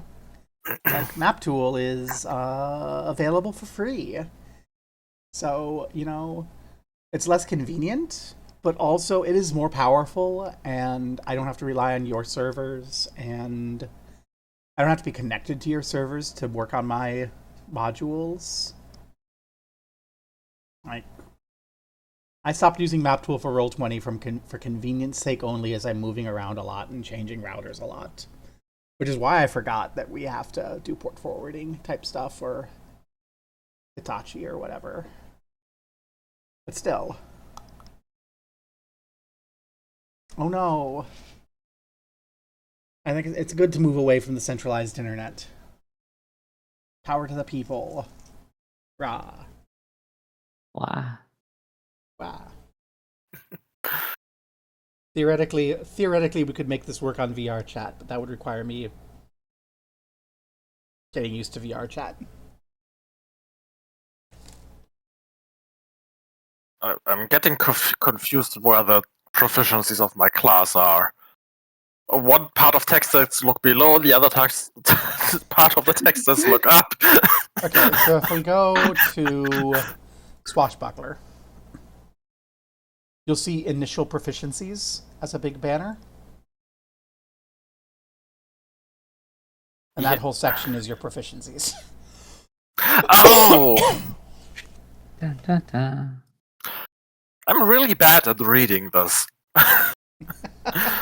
I mean, it's very well organized, but it's not organized in a way that we're used to, so you have to get used to it. Yeah, because my idea is, okay, in the following table, and then I look down at the table, find the initial proficiencies, and then it says, oh boy. Yeah. Yeah, that was my first instinct too, that proficiencies would be in class features, but no. And you will notice that it's mostly just trained with a couple experts. Fun thing is, this means that you only calculate your proficiency bonus once. Basically, every roll is d20 plus possibly your proficiency bonus plus a stat. And then plus bonus modifiers that could come from other areas. But most things don't do much there. And your proficiency bonus is your level plus 2 if it's trained, 4 if it's expert, 6 if it's master, 8 if it's legendary. And if you heard the word level in there and you realize the implication about that, you, I think, will follow maybe why I have some minor problems with doing conversions. Yes. Yes, that does mean you add your level to your armor class if you're wearing armor you're trained in. Oh my god. I mean, it's kind of cool because you get all of these scaling things going on, and it's at least nice that you have a direct scaling because, like, the two things that I like about this thing is you have an easy calculation formula. The proficiency in D&D 5 is kinda, yeah, we have some points at which it rises. And the second thing is it's very intuitive because you go level plus something and you have a few levels of proficiency rather than 0 and 1. Yep. The thing I'm not 100% on, and I've seen some people praise this and some people condemn it, so I feel like it might be more of a taste thing, is it sounds like this really unsquashes levels. So like in D&D, you can theoretically have a first level character land a critical hit on like a level 20 character and, you know, do some nasty damage. So with luck, you know, a first level character could not reliably, but theoretically take down a big dragon, right? Yeah. Because of this scaling, a level 10 character is going to have plus 10 to armor class. So that means already that level 1 character is going to have to roll a 19 to hit an unarmored level 10 character. And if that level 10 character is wearing armor or anything, it becomes impossible for that level 1 commoner to actually do anything. Which, you know, that could hurt some people's sense of realism, but also goes, hey, this is why we need our heroic characters. Yeah. So this is very much a taste thing. Yeah, Because I've also seen people like the squashing about D&D. I've personally not been the happiest about D&D's math being very flat, because the distance between being really good and being really bad kind of is very much not there. And you have less of a progress, and you don't have the roadblocks as much when you have the very steep curve of power. You are probably not going to fight a high grade threat very early and come away unscathed, and yeah. also sometimes it just sucks when you're the one getting sucker punched. Yeah, so I'm down with it. I think it's good for this style of game. I think it's a good choice. It does lead back to kind of my preference for skill-based over level-based games in general, but it's fine. And it makes the math easier. And we are all fond of easier math. Seiko, what's your opinion on math? I know you have strong opinions on math. I couldn't write a book on how much I hate math. Probably still has too much math for Seika.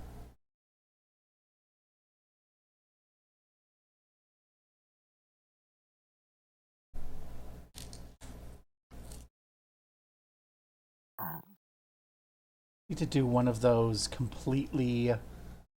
Oh gosh, there's some like card driven, powered by the apocalypse style games where there's like no math, and it's all like you have your hand of cards and it's all based on what suits you have available, whether you're going to be able to pass or fail, and you can't like draw more cards until you're out of hands. So like if you have a hand that's got like a critical failure suit for you and a bunch of like regular successes, you kind of have to decide when you're going to do a thing, whether you want to throw out the I fail card.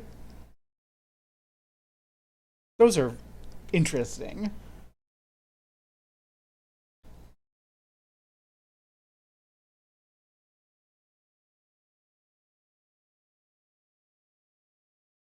Yeah, the Session Zero tab is not really intended to be a character sheet. We should probably get a character sheet for everyone. Yeah, I'm just noting things down so I can remember to put them into character sheets later, or very likely, because at some point I started doing that, just put it into a TXT file. Yeah, I do like to TXT file my stuff, but in case. I want to get a revised character sheet. There we go. The official. Put it at the top of the Session Zero page.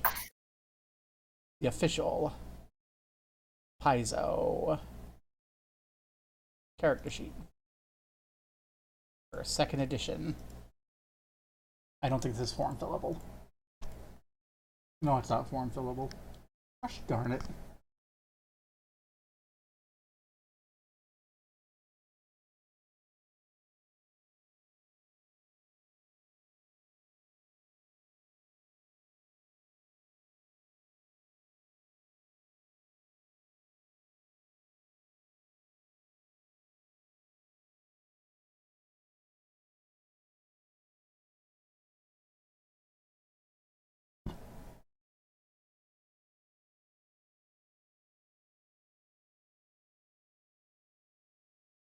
Yeah, and then the form fillable sheets are all before revised. Gosh darn it. Well, you can still reference it when you use your text file. And if you want to copy your text file in here, you can.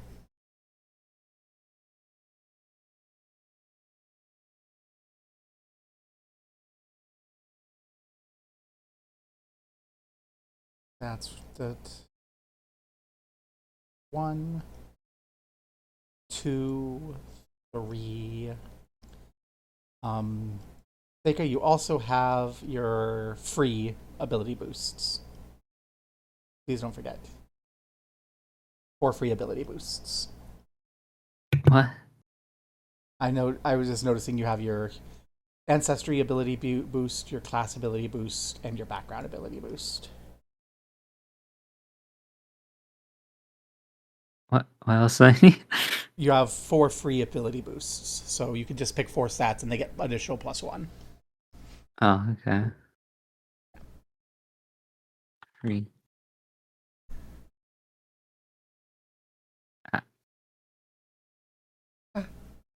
Okay. The best spaghetti in the world. Yeah, I know how to make the best we can. My local community has had on Nextdoor, God, Nextdoor is hell, an argument about white people spaghetti versus black people spaghetti. And the distinction is just whether or not you finish the noodles in the sauce. Which one is which one? You don't get to do the +2 charisma thing. You do just you get 4 stats and +1 in each. Oh, I don't know what the fuck to do for the last one. Well, you can add more strength or dexterity or wisdom. Because remember, you have saves and armor class that get from dexterity and wisdom. And strength lets you carry more things.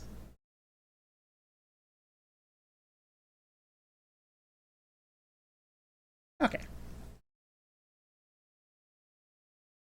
Yay. +1 with some. Yeah, my keyboard's inputs are weird sometimes. Let's see, when I do that, it's just because my fingers are fat. I have tiny fingers. My keyboard just does things backwards. Excuse me?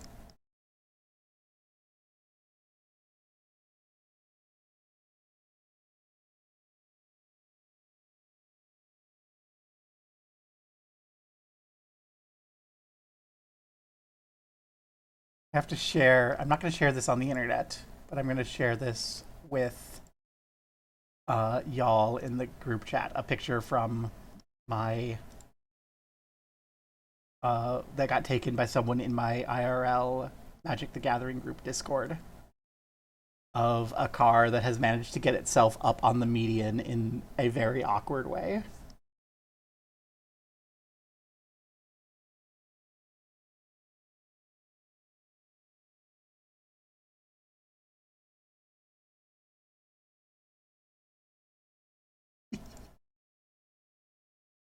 I think you will appreciate that. Oh, that's some very skilled driving. How do you even do that? How do you not stop halfway through? I don't know. And stuff like that is why I say that any kind of way that is not putting a unsurmountable physical barrier between itself and where cars can go is not safe. Oh yeah, no, I mean, my intersection, people get murked by cars at my intersection all the time. Because we're by one of the big thoroughfares and people like to speed along the street by us. And then this other street, people like to assume that people are going to yield to people coming out of the stop sign like they're supposed to by the law. And the end result is very often people will swerve to avoid an accident and go up on the curb. And it hasn't been in too long because, like, they did some changes a little bit further down the road that did some traffic calming. But for the first year I was here, it was probably every month and a half or so there was an accident on the corner, and probably every 4 months somebody got whacked by a car. Oof. Yeah. They tried to put up a bollard at one point, and the bollard did nothing but wreck the car, then wreck a bus. Because, like, a car did that shit by a city bus, and the city bus swerved and whammed the bollard. And just, like, it wrecked the bus.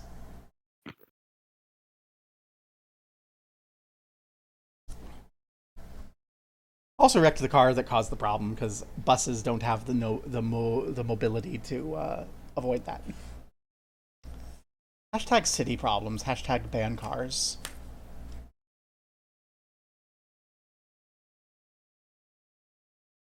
Yeah. Oh.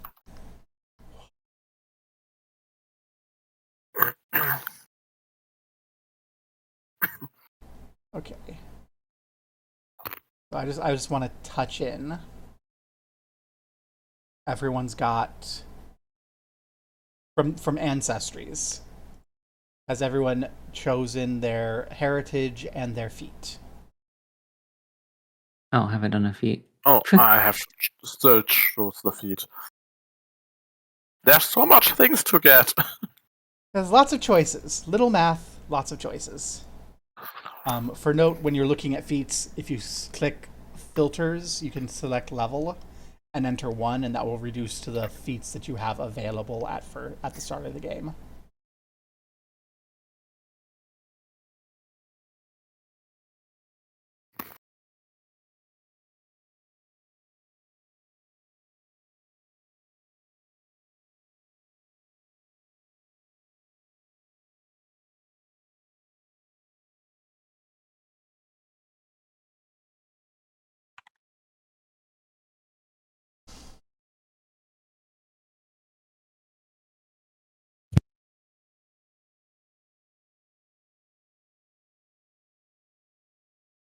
That's my job, though, as the GM to remind you of things that you're like, oh, gosh darn it, I have to do that too.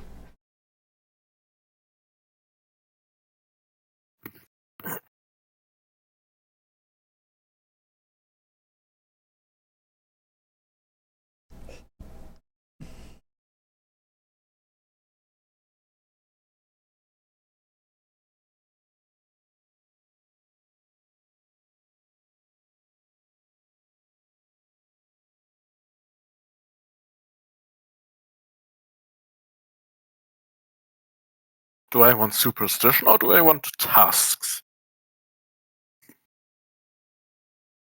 That's a question of, do you want a reaction that gives you a +1 on a saving throw against magic? Or an additional option to attack by stabbing someone with your tusk?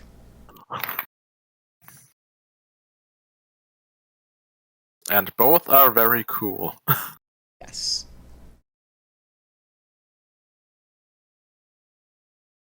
Although I will say you should have your weapons on you all the time, so I am not sure that the tusk will be useful. Although it is finesse, so you could theoretically have that be your swashbuckler weapon. Yes, that's why it's super tempting to just go and tusk people.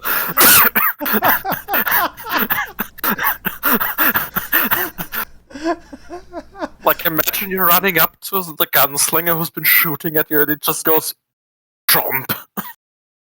Well, you're a swan. Oh god! So you think of swashbucklers as like those cool, elegant, like musketeer swords, and now you're just like, yeah, grungy dude comes over and bites you and shoots you in the face.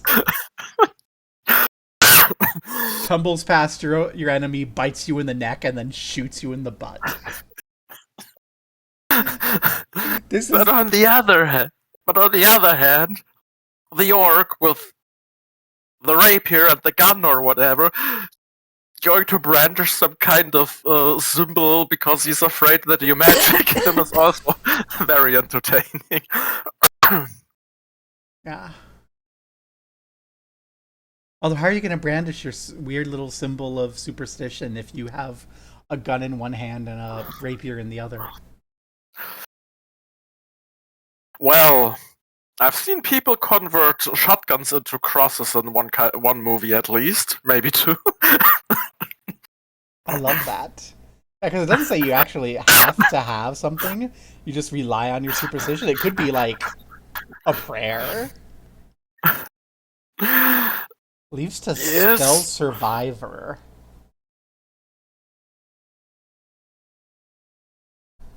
Oh I'm sorry? god. I'm just looking at what later feats that leads to. Because some of these feats lead to others, and it leads. You can develop this feat at higher levels to give you resistance to the damage type of the triggering spell for the next round.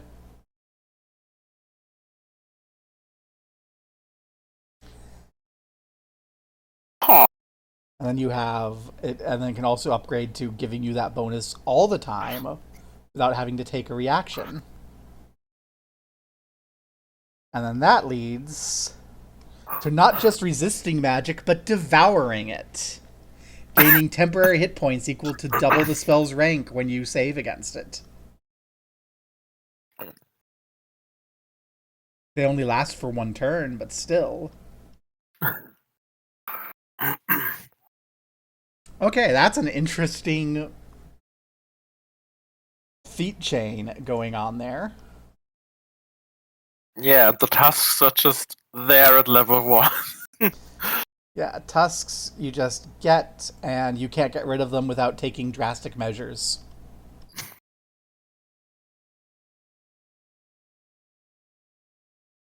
Well, I know which one I'd pick.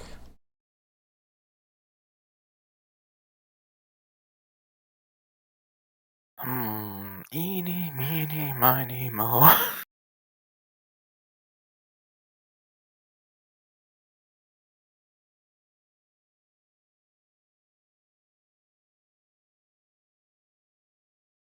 I go with a superstition. Yeah, I think on its own, if it's just those, the tusk is cooler. But with the knowledge that it leads down this whole feat chain that ends in just devouring magic. And I think the superstition also fits in slightly better with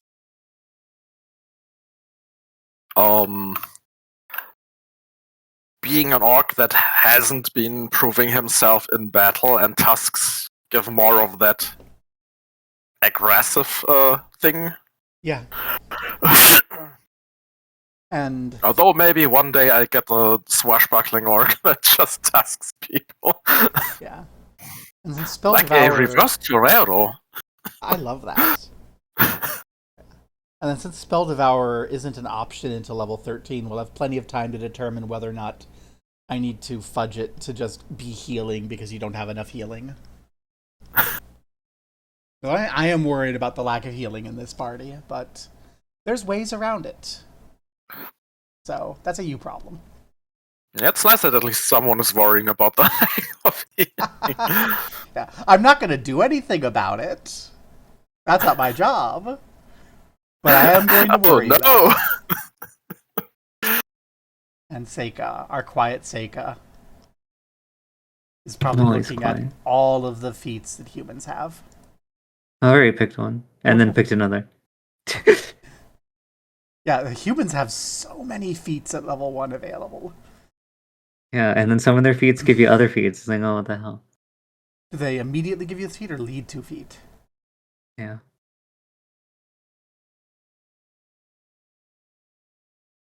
Like, which one did you pick? Where is it? I Natural ambition. I want to know your abilities. Natural ambition.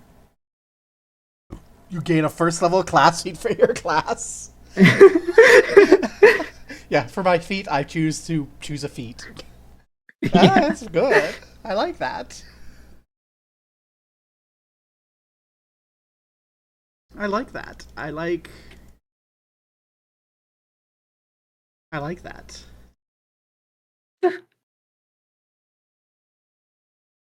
And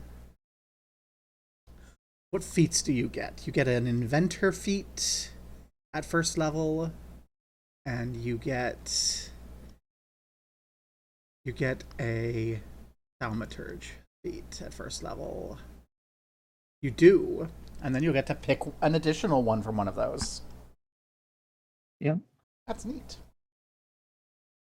And does our swashbuckling gunslinger also get a feat for each class at first level? Gunslinger, yes. Swashbuckler, yes. Okay. So much customizability in Pathfinder. Yeah, I wasn't expecting to have such an in-depth character creation with so many options. But I like that it, though, that there's not a lot of math about it. It's not like, oh, this is a +2, oh, this is a +2. You're just making these choices, and the choices are interesting. Yeah, that's definitely better than the first edition. I guess I should be looking at feats for everyone so I can potentially help if you have questions.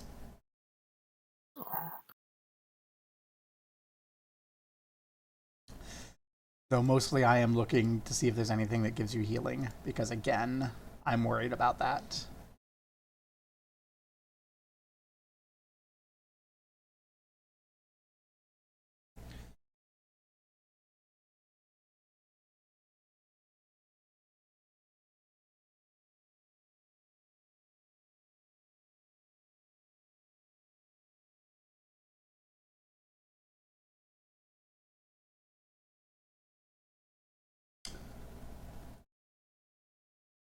Okay. That could be interesting or useful for me to recommend to you, Seika. Mm. Scroll thaumaturgy.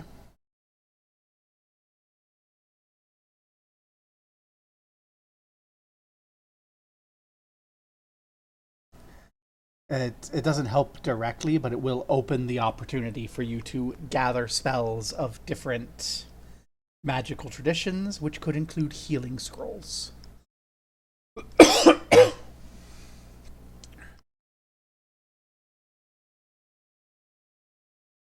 But again, you don't have to. I'm just pointing out specific things, mainly that give options for healing. I'm going to be doing that for everyone.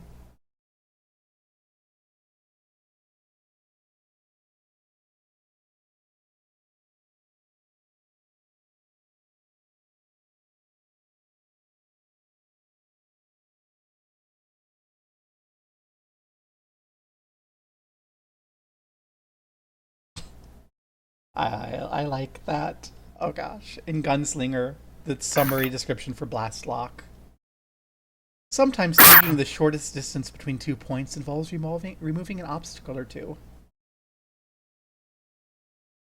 Yeah, but I decided to get the munitions crafter for starters because that's literally what I've been doing. Oh yeah, that's a really good one. That's a really good one, yeah. Oh. I wasn't saying that one's kind when you... I'm not saying that's one you should pick. I was saying, oh, I like that. Yeah, it's definitely nice to shoot locks or anything that's in your way. Gain a formula book. I know that because I made an alchemist to familiarize myself with the system, and that's like the alchemist spellbook. Oh no. My understanding is with crafting, you have trouble crafting something if you don't have like a pattern or a recipe to follow. So that formula book like gives you those recipes. And then alchemists can use formula books to like make things on the fly for free.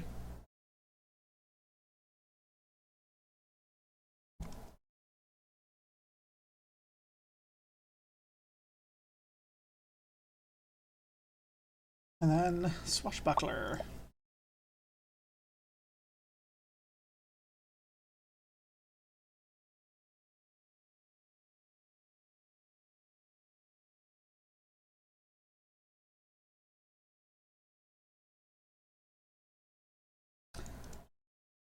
Gosh, there is no healing item I see it. Anything I see with potential for healing outside of the thaumaturge.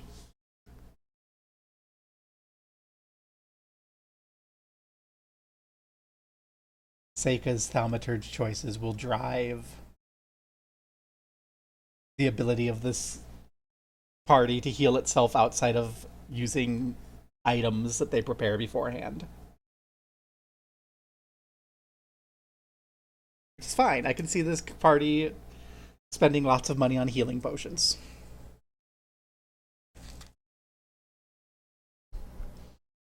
There are solutions.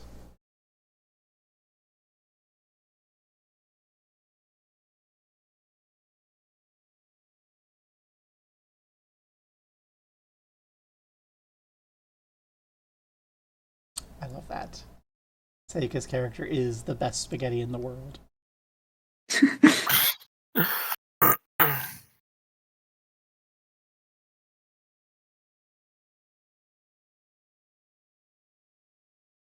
Let's see. I am going to check in, Seika, like where you are in picking things for character. Oh, I'm picking my class feats. Okay.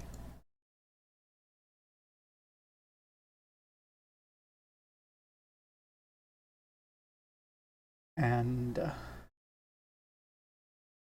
have you decided on thaumaturge implement or inventor invention yet? No. Okay. That's fine. Okay, well, I have an idea for the invention, but not the thaumaturge implement. Oh. You want to share your idea? I just know weapon, so I haven't thought much beyond that. Okay. We have weapon innovation.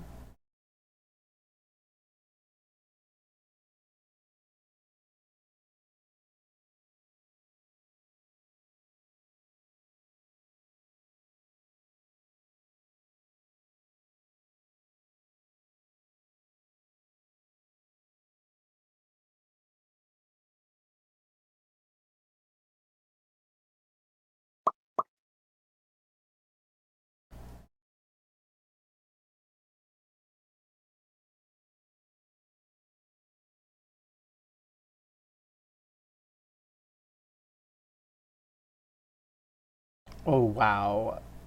Innovations are complicated.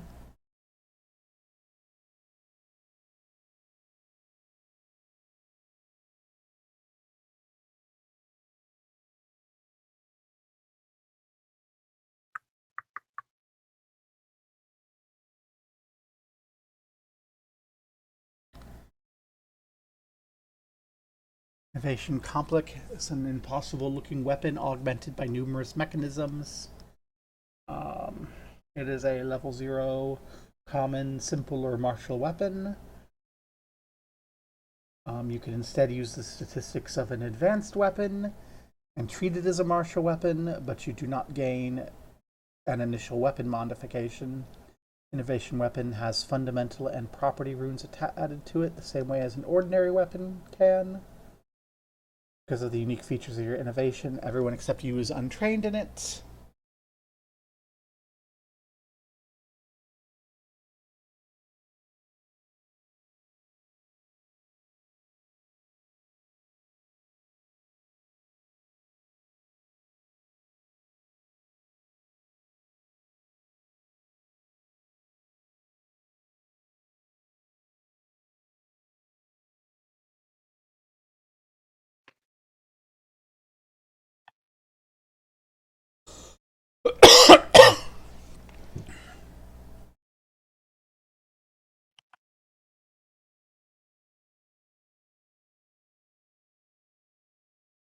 Okay. Yeah, okay. Okay. I am understanding the inventor capabilities.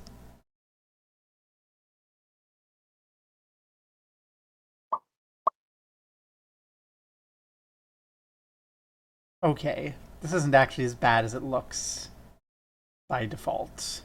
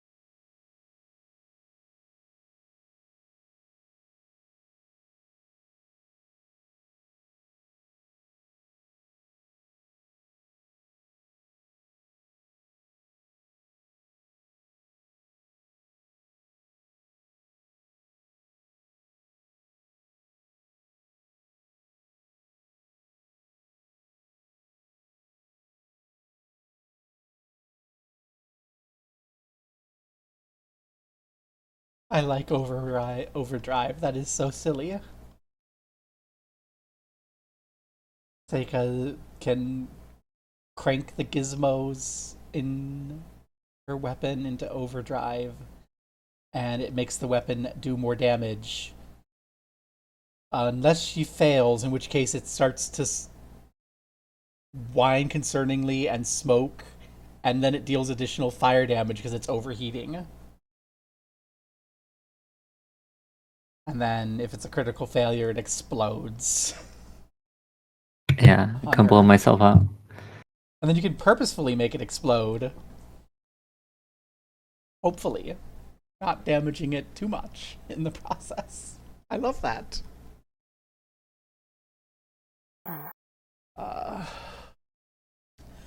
My biggest concern is that there's a lot of stuff in your classes that are centered on crafting. So that means I actually have to learn how crafting works. Which is fine. That's, I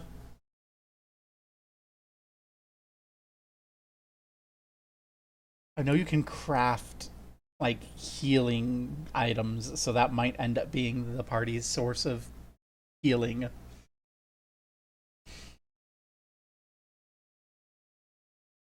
sure that'll not go badly.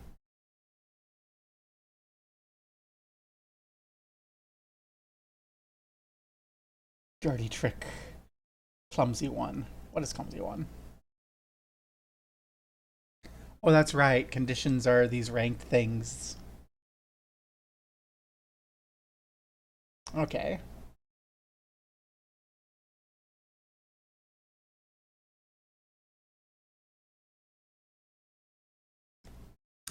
You're next. You decide to take your next. Oh.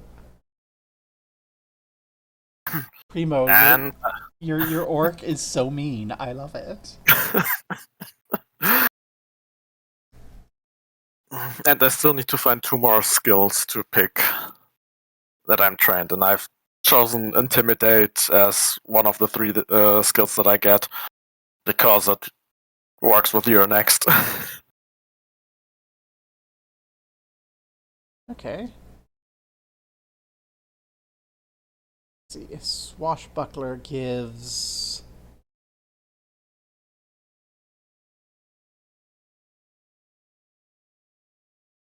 Actually, you need to pick 3 because you get the higher of the 2, not the lower. So your swashbuckler gives you 4+. Oh, wait. Oh, Yeah. So you pick 3 additional skills beyond okay. what you've got.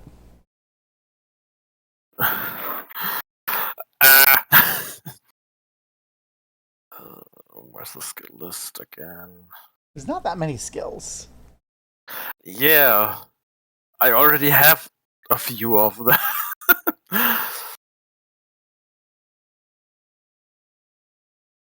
Wait, is general skills just like one of the skills? What do you mean general skills?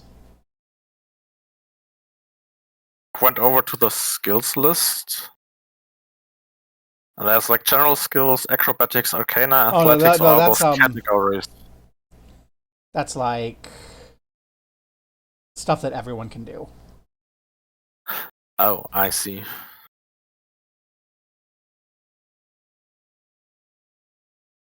I think.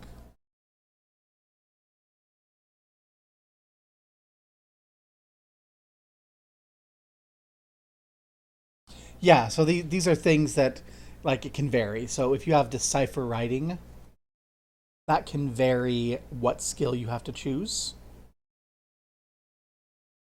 based on what sort of writing you're trying to decipher. It says which skills you need. Earn income, it depends on what type of thing you're trying to do. Identifying magic, it depends on which magical tradition you've got.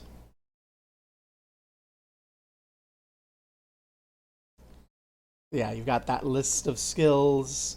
Importantly, lore, there's multiple lores. So you can always click in lore and pick more lores. do we have? Uh, Common lore subcategories. That's a lot.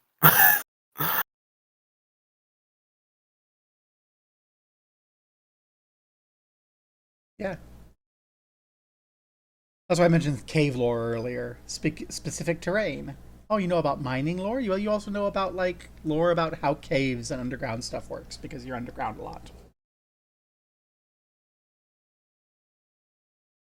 Yeah.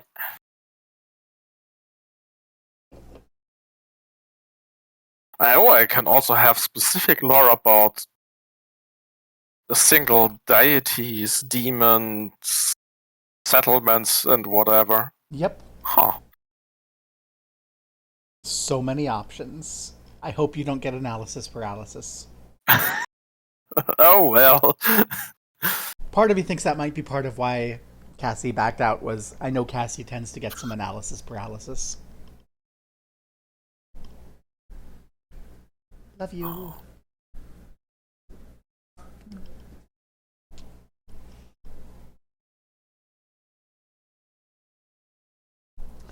Or I'm slightly sad to not have the catfolk wizard.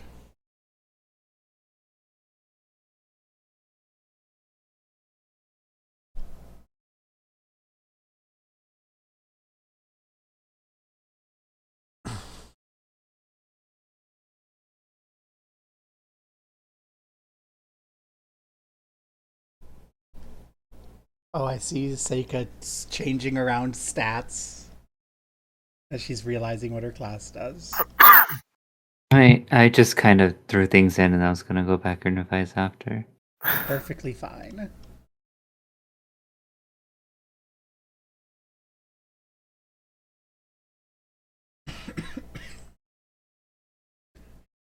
Is this fun watching in real time the decision to take down your charisma and crank up your dexterity? I think I'm picking occultism as one of my skills to go in Yay. tandem with the orc superstition. And I think that's one of the default skills for the thaumaturge. What? Yeah, occultism is Oh, one yeah, of it the is. default skills. Because I think implement magic counts as an occult tradition. Yeah, I just start with occultism. Yeah.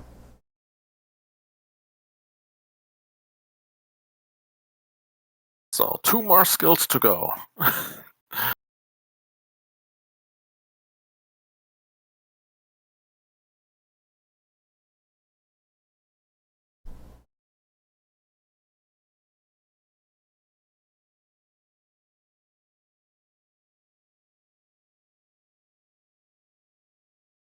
Most of the implements are legacy, which is a little sad. But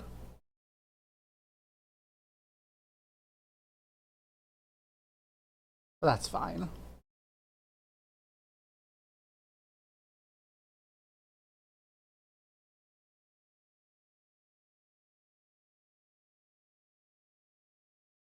Hmm.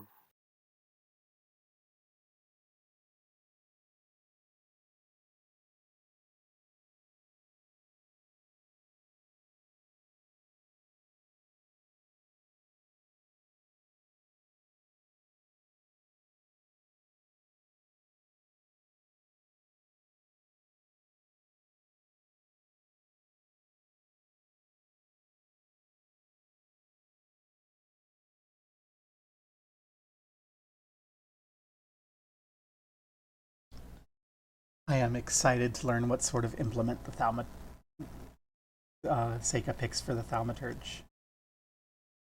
Oh, prototype companion. Is that your inventor's feat? Yeah.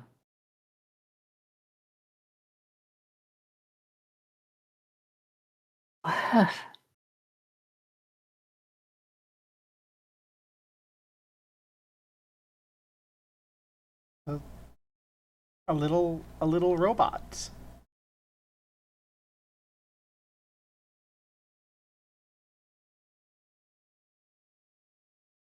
That's cute.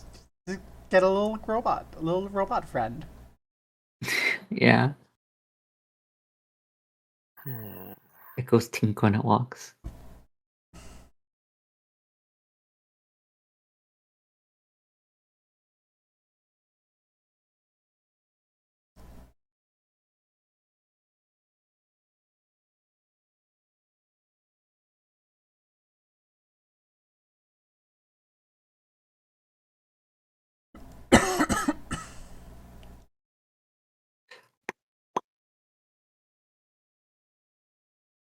It gains hit points equal to 6 plus its Constitution modifier, which is default +2 for every level you have.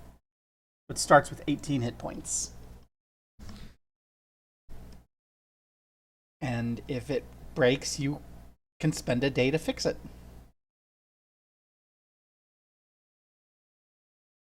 This party is really starting to feel like a Batman party. Yeah. I can foresee you all with forewarning and planning, just destroying any challenge you face. But if you get ambushed, having a really hard time. Who would win? The enemies or us? Depends on how much preparation we get. Yes. I think I'm picking crafting as one of my skills. Considering that you're going to be crafting your ammunition, I would strongly recommend taking crafting as one of your skills. Yeah. I have a nagging feeling both of you are going to want crafting as one of your skills. Should already have crafting. That's the preparation. Yes.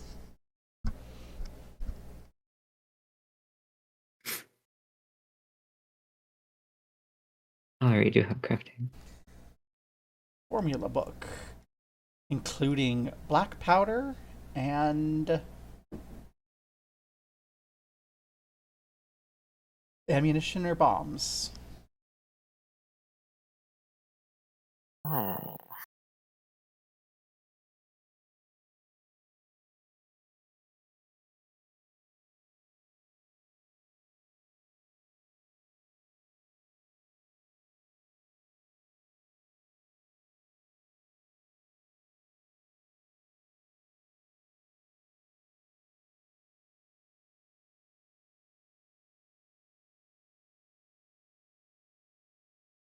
And are they first level?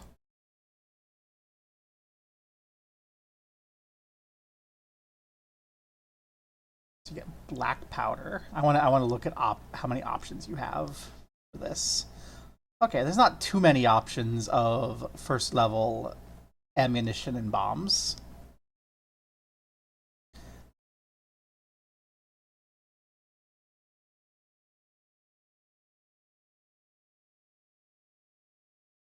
Elemental ammunition. Junk bomb. Bomb. Volatile looking bomb is cobbled together from jagged metal scrap, broken glass, and other bits of razor sharp fragments. It deals 1d8 slashing, 1 persistent bleed, and 1 slashing splash. Nice.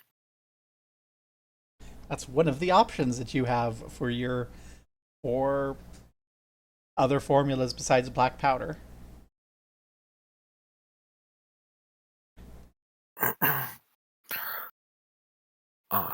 I get to choose one, or do I have to learn another one during gameplay?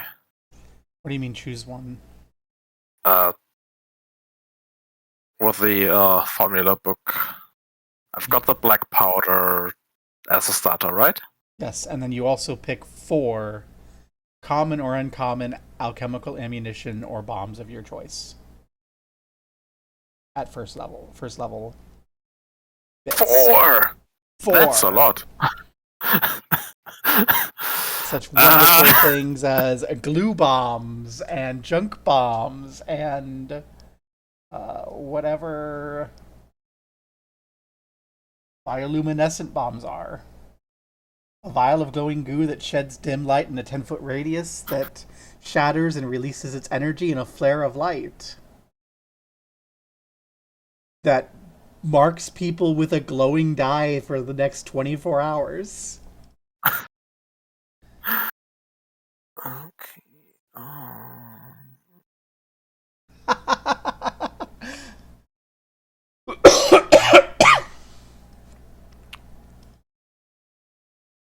Oh my gosh. I love all of these.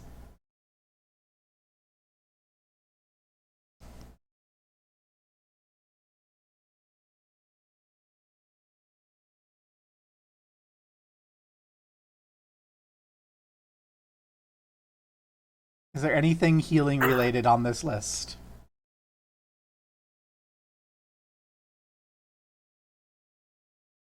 You mean on the list of bombs? Yes, that is exactly the question I'm having.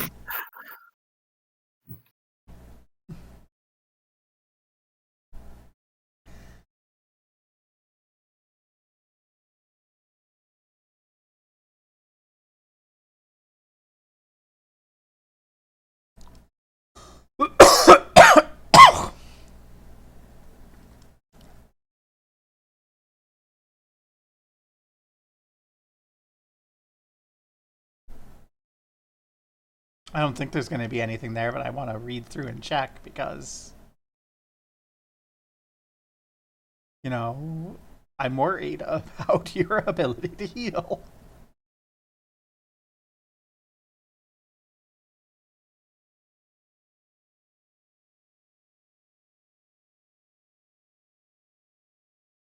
Oh, that's horrific. Blood bomb. A flask full of shrapnel and anticoagulants designed to make targets bleed out. Deals 1d6 persistent bleed damage. So an aspirin bomb? No, that's it. It's a bomb that just makes your targets start taking 1d6 damage every round. Oh, yeah. That's mean. I see, we found the War Crimes book. Honey, your character wrote the War Crimes book. It does not look like there's any healing bombs. Aww.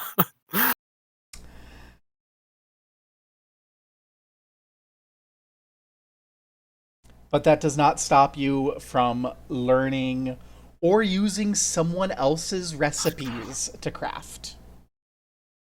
That's important because Inventor gets the ability to invent new recipes. Ooh.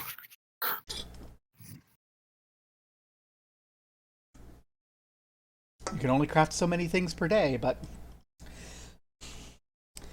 if both of you are going to be having collections of recipes to craft, you can be trading back and forth and working together to make stuff. We just stop adventuring and open like a workshop instead. If you're willing to live with the consequences, sure. It just turns into us building like a construct empire. It is of note. One thing I'm observing is that you will not have the experience that the adventures assume you will have for leveling because of how experience changes. So we will have to add in additional side quest type things to keep you at level with the path.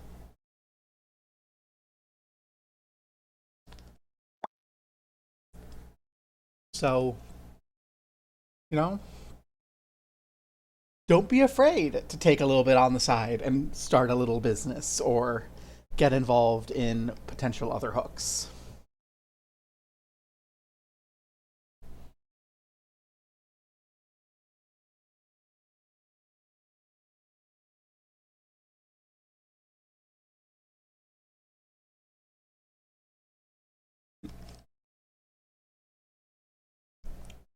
I do like that we have the orc and the half-elf. And everyone's all about just making do with what they have available. Great.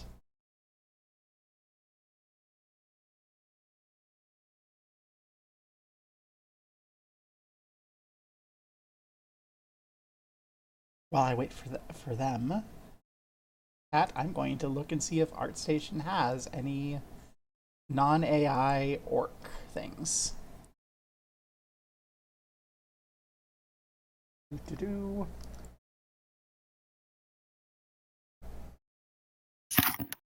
We say orc gunslinger and we exclude anything by AI. We get 3 options. So these are pre-mades that other people have drawn. Or in this case, made a custom standee. Oh, that's a cute standee.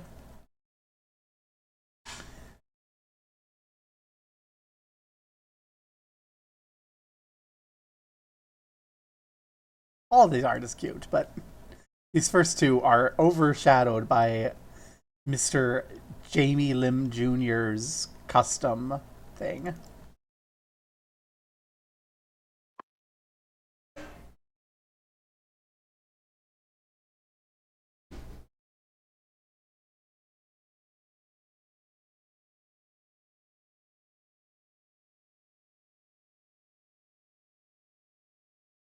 I'm liking ArtStation because it's just so much interesting variations of art.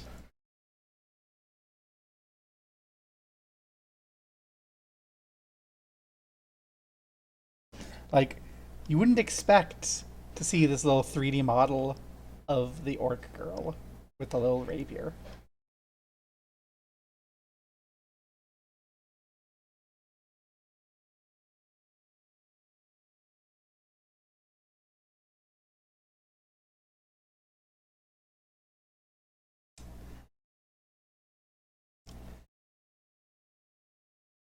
Realistically, we're going to be making tokens off of Hikaru unless Seika draws people's characters.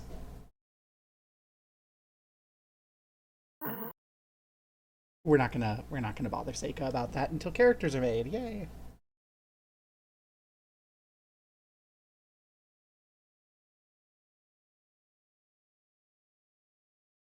2 hours of the most exciting viewership.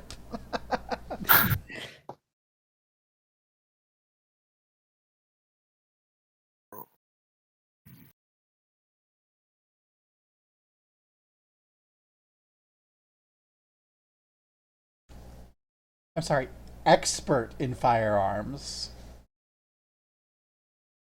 Holy shit.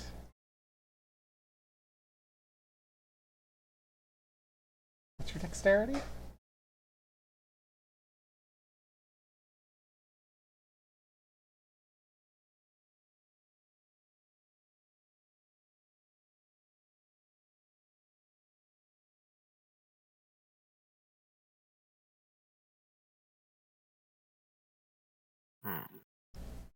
That's a +7 to attack without even having optimized dexterity. That's great.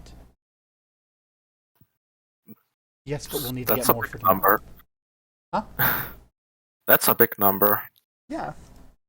Okay, so I'm trying to find the list with the alchemical ammunition that I'm not only putting bombs into my... So if you go into alchemical items and you load everything, click items, you can pick level 1, and then in item subcategories there's ammunition and bombs, and you can check those and it'll only list your options. Most of it is bombs. As far as ammunition is concerned, there's only 2 besides the black powder available. You have Bane ammunition, which favors damage, which does additional poison damage to a particular type of creature. And then there's elemental ammunition, which does a particular type of elemental damage.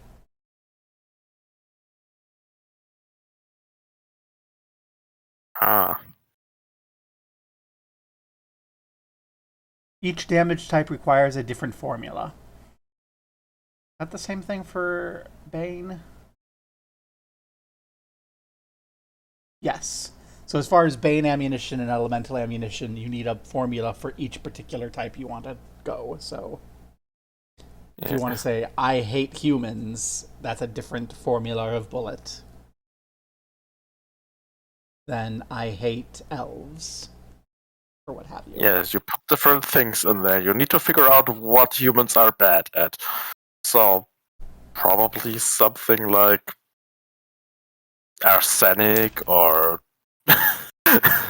Gosh. a ton of different poisons. Gosh, can you believe humans so weak? They're just you put a little uranium in your bullets and they die. What are you on about? I mean, humans die if you just put a little bit of bullet in your bullet. Oh, that would be amazing. Bane of humans bullet, and it's just like a very big bullet with very big powder charge. The problem is that the Bane causes. Oh no, I see. It's a bullet, but some of the lead inside is like liquefied, so they get lead into their bloodstream. Give them lead poisoning.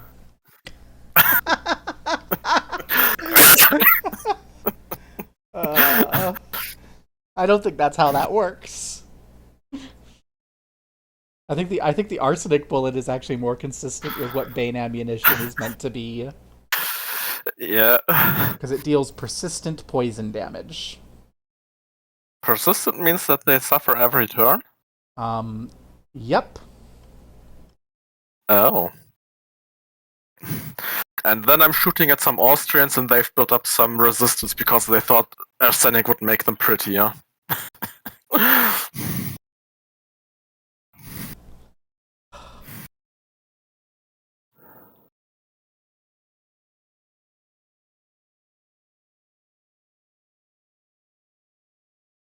What's the Lesser Dwarven Daisy do?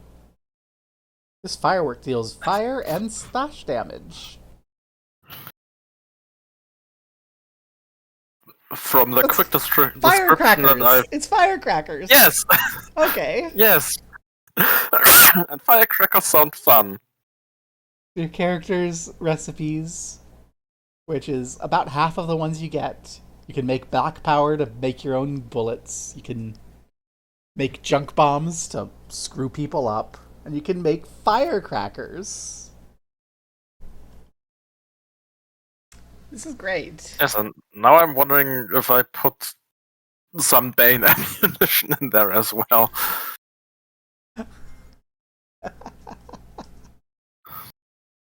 Or you could just make more utility bombs. You can be like, glue bomb. Haha, get glued. What does a glue bomb do? I didn't actually look. Harmless explosive mechanism bursting with sticky substances. Gives the target a minus 10-foot speed penalty. Escape DC 17. And if it's a critical hit, they become stuck and immobilized for a round. And a creature flying has its wings tangled, causing it to fall to the ground and be unable to fly. Oh. They can end the effect by escaping with the escape DC or spending 3 manipulate actions to remove the sticky substance.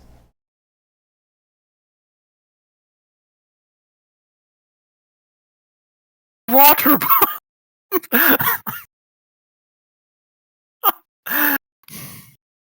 Sploosh. Minimal damage, neutralizing acids, dousing flames.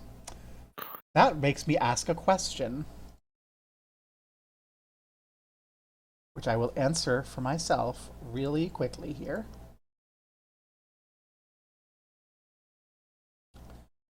Do Ivorians have low light vision? Yes.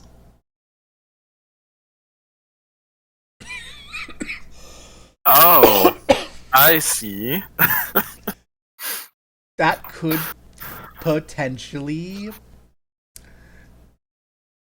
Oh. Yeah. Let's fucking go, water bombs! It's a I'm not pity. exactly understanding why they would cost multiple gold pieces. That's to buy on market, I think.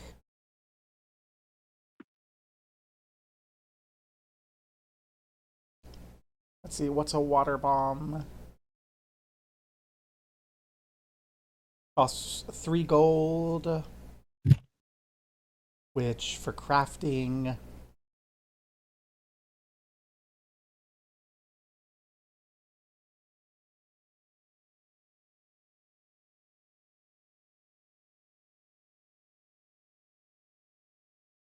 So you need 1 gold, 5 silver of materials to craft it. Water bladder. Vroop.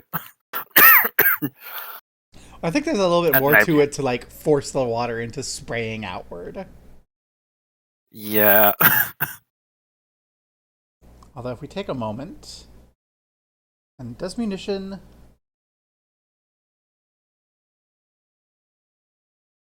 Oh, I didn't even see this part.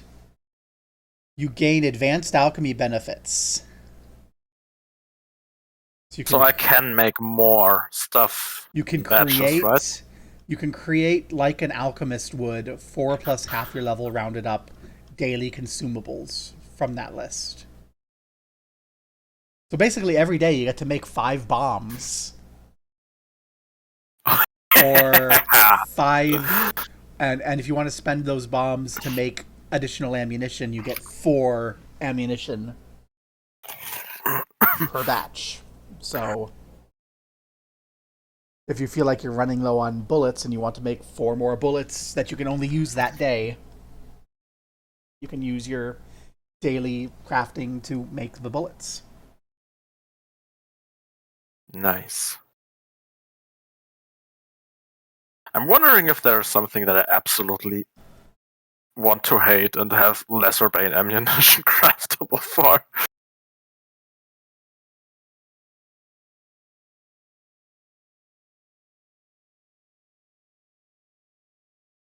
It does not sound like you gain alchemical crafting as a feat by default.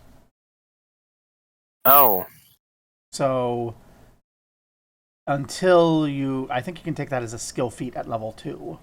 But until then, you won't be able to make these generally, it looks like. Oh, so I'll be able to make a few of them because of the class ability that I've gained, but I can't make them as persistent things to just stack up on until I get the alchemical crafting feat. Yeah. That's what it looks like is the case.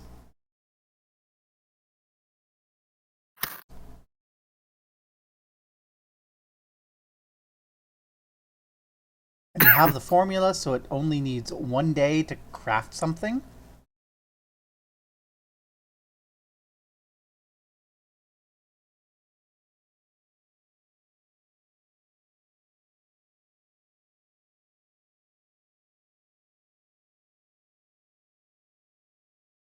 Oh, and if you spend an additional day, you can reduce the cost by up to 1 gold down to...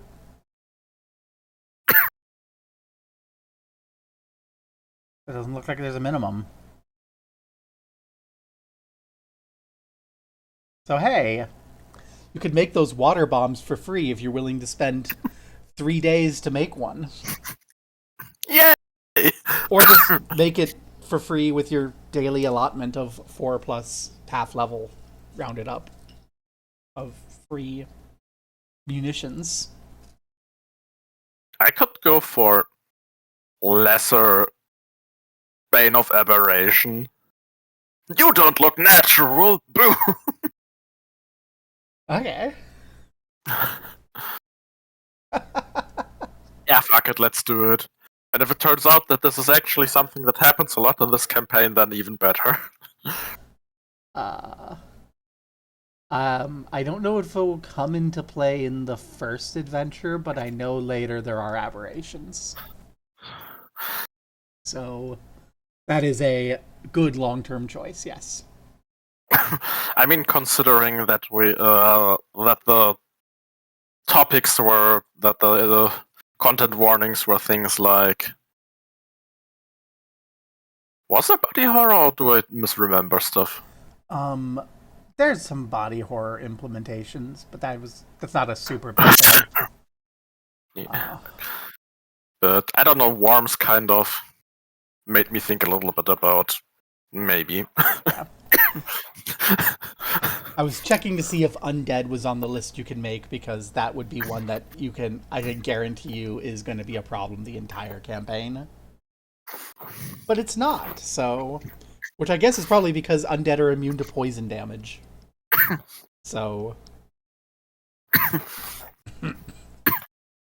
That's okay. I have a nagging feeling that junk bombs will kill undead. Do we still have damage types like radiant or positive energy or something like that? There are, yes. They're not called radiant and such. I know the negative energy one is called void.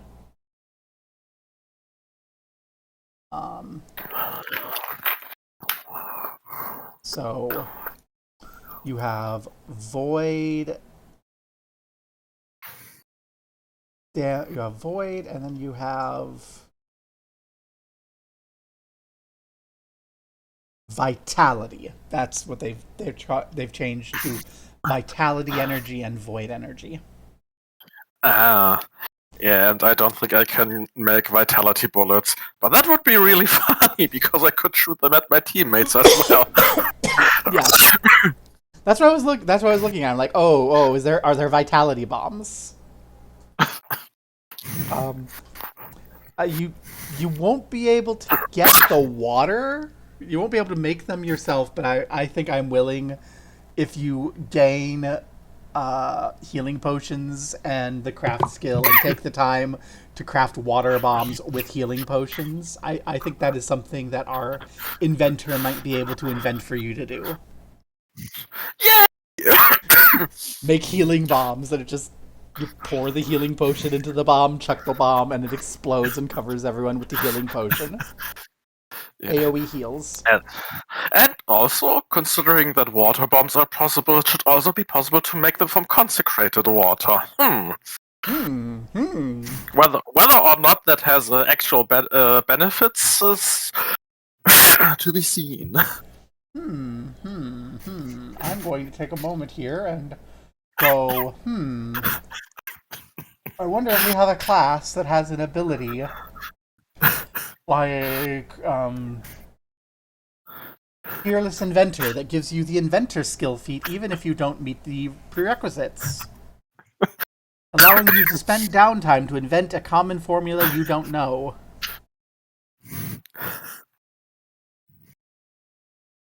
Or possibly an uncommon or rare formula with increased DC.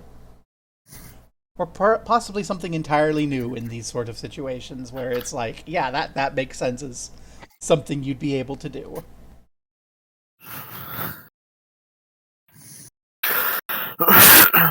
So, I see great things ahead as long as we manage not to die. Yeah. Well, just don't worry. I'm skimming down to see what's going on in the Seika version. Prototype companion weapon innovation Flissa. What's Flissa? It's just a short sword. Just a short sword. No, nothing special. Just a short sword. Well, it's like a really long dagger, slightly shorter than a short sword.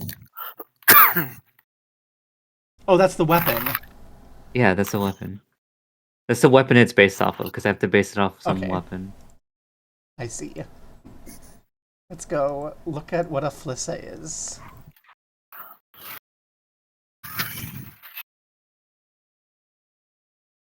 I don't want a 3D model. I want an actual photograph.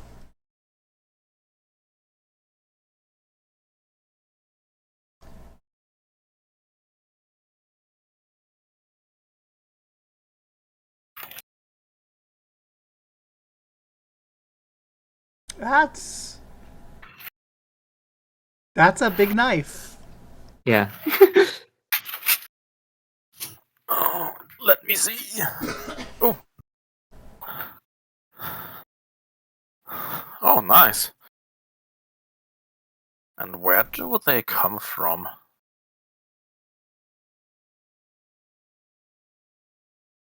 Is a traditional bladed weapon in Algeria, produced and used in the 19th century. Huh.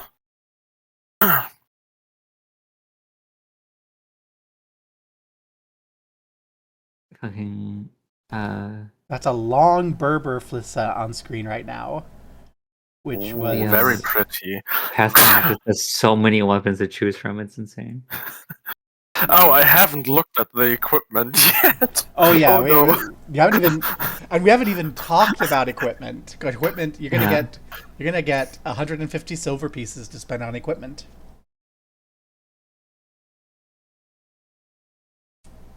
Okay.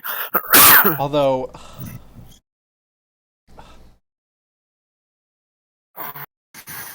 I I like, hope they're still doing things like those packages that you can buy which contain most of the necessities. so sort of. I was looking at this earlier.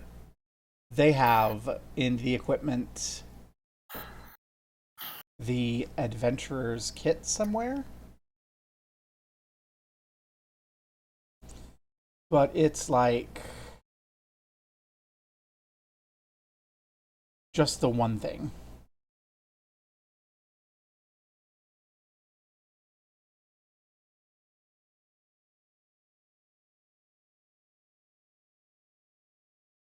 There you go, the adventurer's pack, which is 15 silver pieces.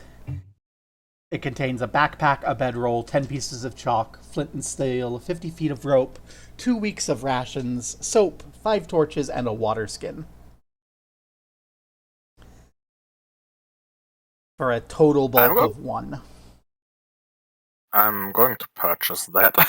I figure everyone's going to want to purchase that, and then you still have 135 to spend on armor and other things. That's after you've picked your class features. Wait, class features? Yeah, Huh? what you're picking, like your munitions crafter and such. It doesn't affect your equipment, I don't think, but I know that Seika as an inventor of a weapon form gets the weapon as a class feature. Oh, that's what you mean. I think I'm through all of the class features, unless I've overlooked something, which is entirely possible. Well, we'll take a quick skim and double check. So, swashbuckler and gunslinger. Quick skim. You've got your gunslinger's way. Yeah. You have your initial deed. Yep, that's the. What was it? Spring the trap. Oh, what does that do? I knew it like 15 minutes ago. Well, we'll all have to learn that eventually. I've got way too many tabs of Archives of Nethys open. Yeah. It's fine. We'll clear it up. It matters that you have it. You have your feet. We know we've been talking about that a lot. Slinger's precision. You have that? I haven't written it down. Should probably do that.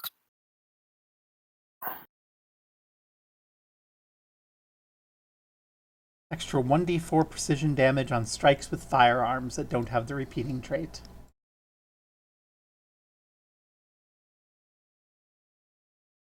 That's nice. Okay, so we've got Gunslinger. Swashbuckler. You've got your Panache.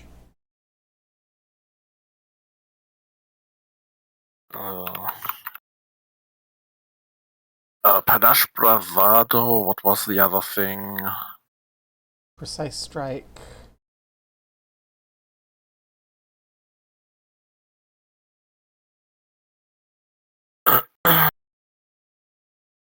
Stylish combatant. What is that? +1 circumstance to Bravado trait. Okay. And then your style and your finisher. And your Swashbuckler class feat. I've picked the feat, that's your next, but I think I have to pick the style and the finishing move. I think we remember we talked about you getting the style. Or was the style the quote-unquote archetype? Yeah.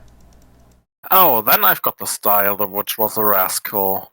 Yeah. Then I have to pick a finisher move. The finisher comes from...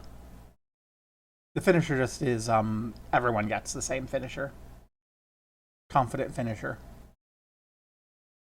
You make a graceful attack, piercing their defenses.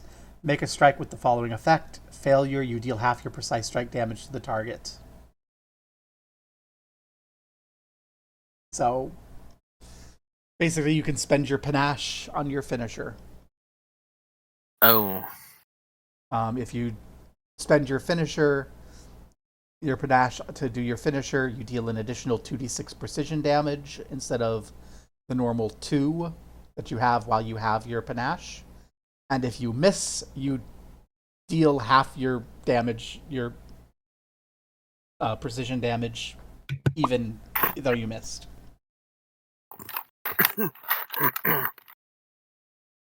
So that's fun. Yeah, so it looks like you have all of your class stuff.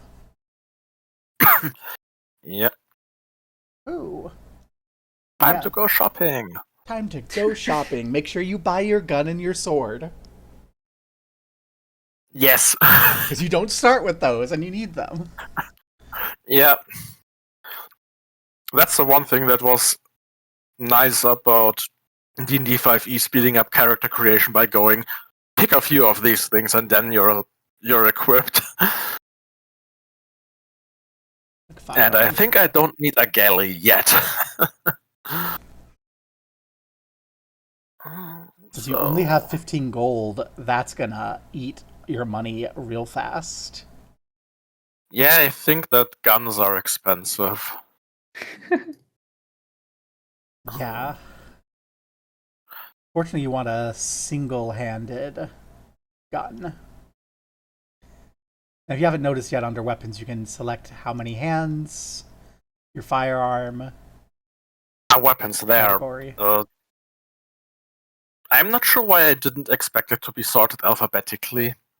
I've been looking and was confused. Cursed items and stuff being up front. So I look at the one-handed things.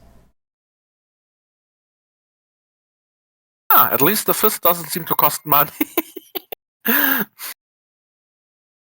Yeah, if you go into the weapons filter, you can select firearm, you can select hands 1, and then you can look through the list. It gets it down to 21 items. And if you want to make it cheaper, you could be like, they have pricing here. Yeah, you can be price max 100 copper pieces.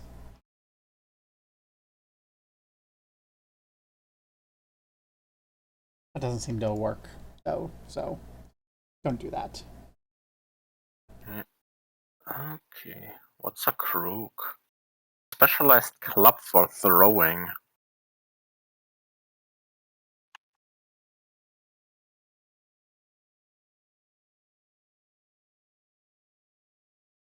Yeah, price filtering is just entirely broken. Unless I do that.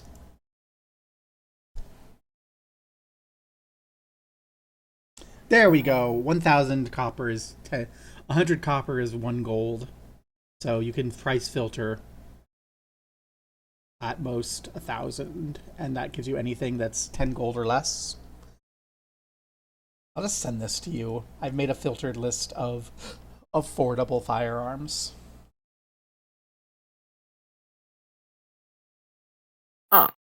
Thank you. So it shows only like the 16 options that you'll realistically be able to afford. And still have money left over for like a rapier or something. Why is the air repeater affordable?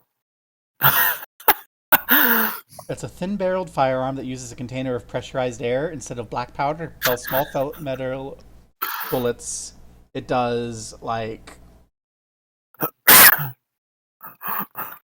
barely any damage. And it has the repeating trait, so it... Yeah, well, I guess it works with the whole thing of money and game progression being intertwined and damage and stuff like that. But my first thought is that the air gun that was militarily used was discontinued fairly quickly because the thing was terrible for supply lines. Very intricate work. Small parts getting lost.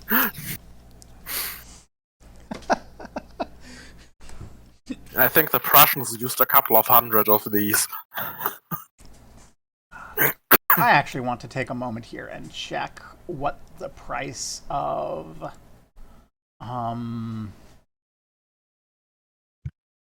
freaking finesse weapons is.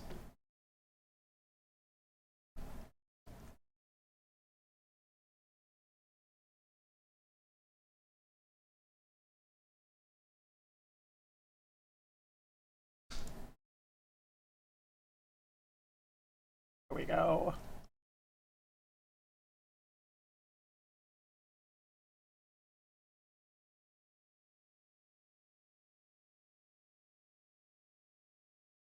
I'm sorry, what?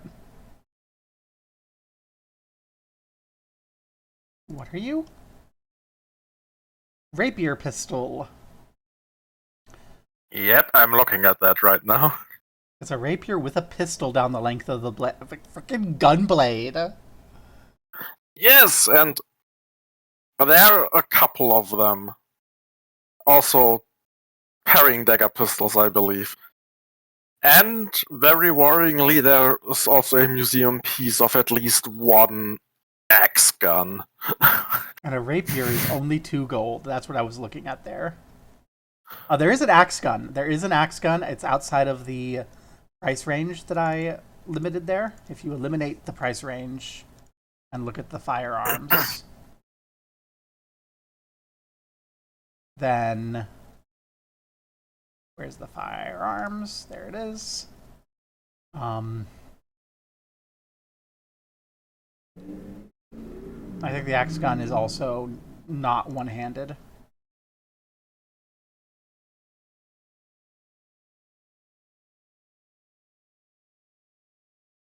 Where are you?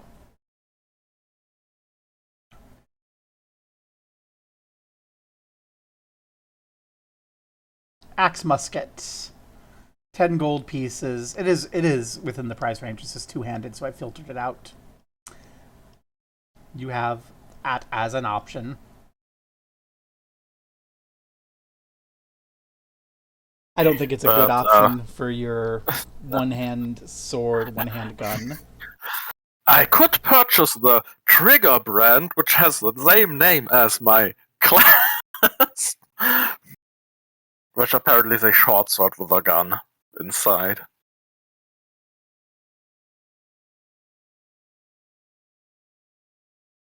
I think that might be like what your class is meant to be around.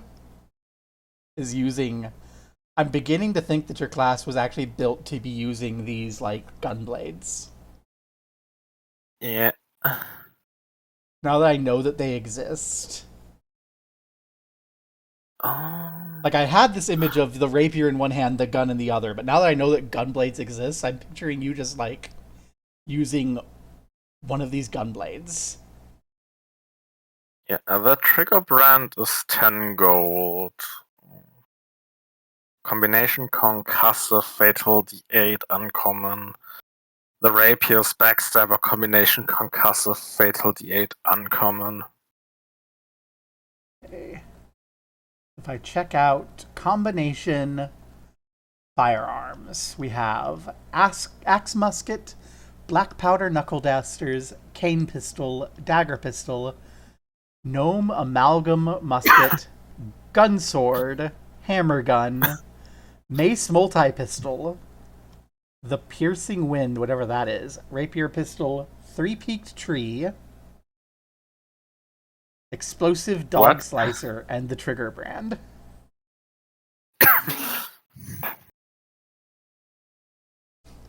I will say the gun sword looks mostly better than the Trigger Brand, although it doesn't have the fatal variation.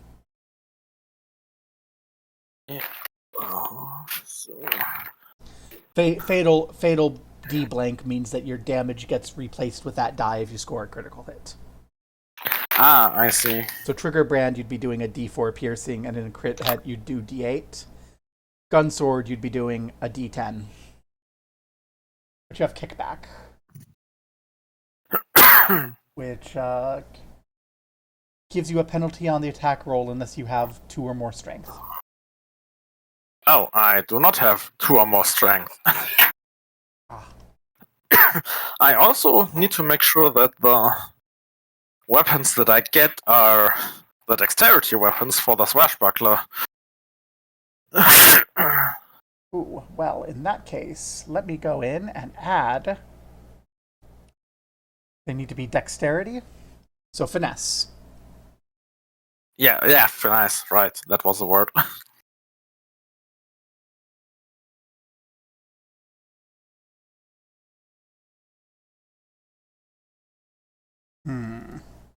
I don't think there are any finesse firearms. Yeah, the rapier pistol doesn't have finesse. Or maybe we need to look at them as like the melee version and not as ranged versions. If I look at the rapier pistol, the melee does have finesse, yes. Okay. Melee has finesse, and then does the...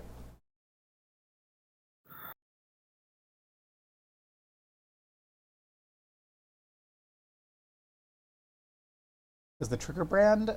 The trigger brand has finesse. Gunsword Okay. does not. So your rapier pistol and your trigger brand are both D4 with the D8 fatal. Dagger pistol is also that way. So I think if you want them combined into one, you're just living with a D4 with the D8 fatal. Yeah. You're I looking think at I'm other getting traits. a rapier pistol, which clocks in at 10 gold. Woohoo! So 100 of my silver pieces.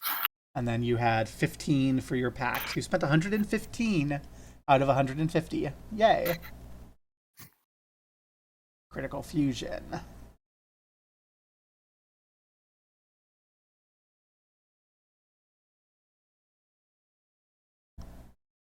So I've got 35 coins to my name.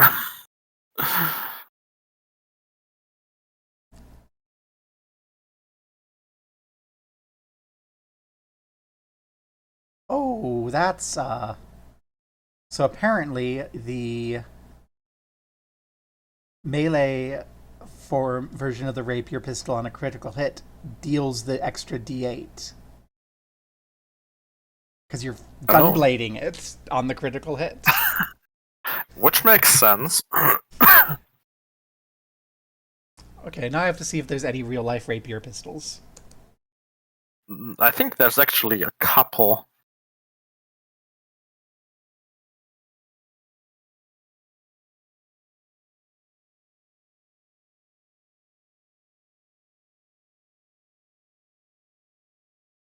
Yes, there is. I am looking at it. Of course it's German. There's a lot of things like these from Germany, but I think a lot of them are actually in the Wallace collection because these guys have everything. I can tell it's a flintlock. It's a flintlock. It's just a like a short sword with a flintlock pistol built into the blade. Yes, that's also the most sensible way to build a gun blade. Have it in parallel with the blade. I Though I love think that. there are some things. Well, I think there are some versions. I think Japanese World War II gun sabers, which have the gun basically as the cross guard. I love that this is a real thing. I'm loving that this is a real thing that existed. It looks so stupid.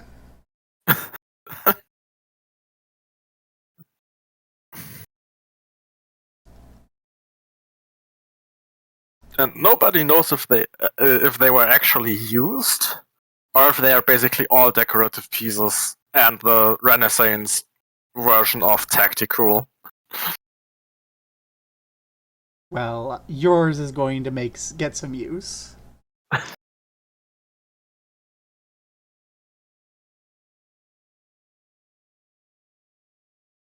Wait, what's...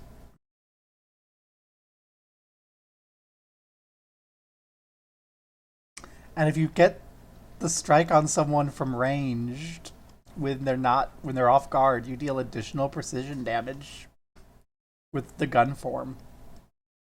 Okay. Nice. But it's interesting because they have that interaction to switch between the gun and the melee version, which makes them sound more like Bloodborne convertible weapons and not just having a gun barrel alongside your sword, because I guess it's a game design thing.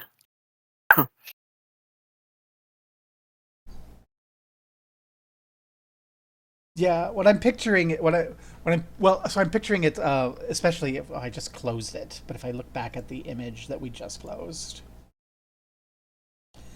if I look at that, I can see you have the grip on the back on the sword, and then it looks like you have this switch here, and then like a trigger on the kind of butt of the blade where it's going up against the crossguard.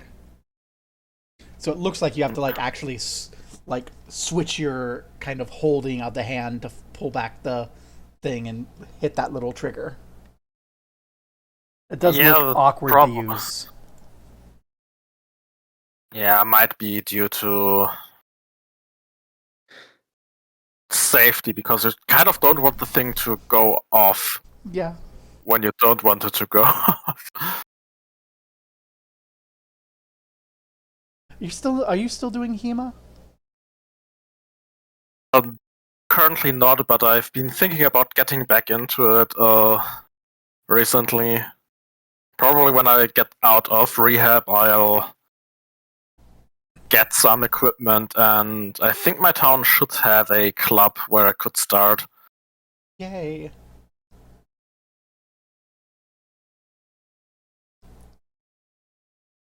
In case Seiko was wondering why you have all of the medieval Renaissance sword autism. There are people that have way more medieval sword autism than me. I see Seika's already bought equipment. Yeah.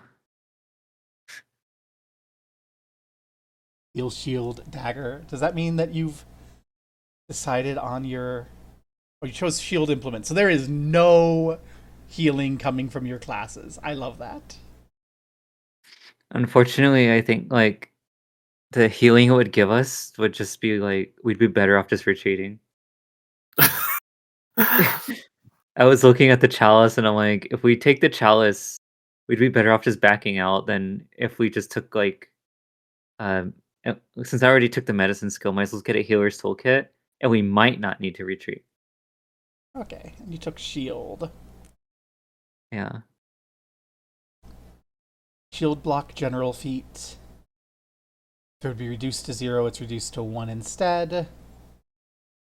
It gives you a circumstance bonus reduced by 1. You raise a shield.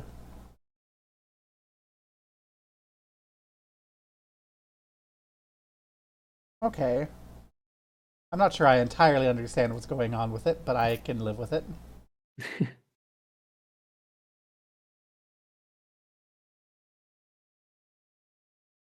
Hmm. And then you have all your random esoterica. Okay. And then your specialized Flissa.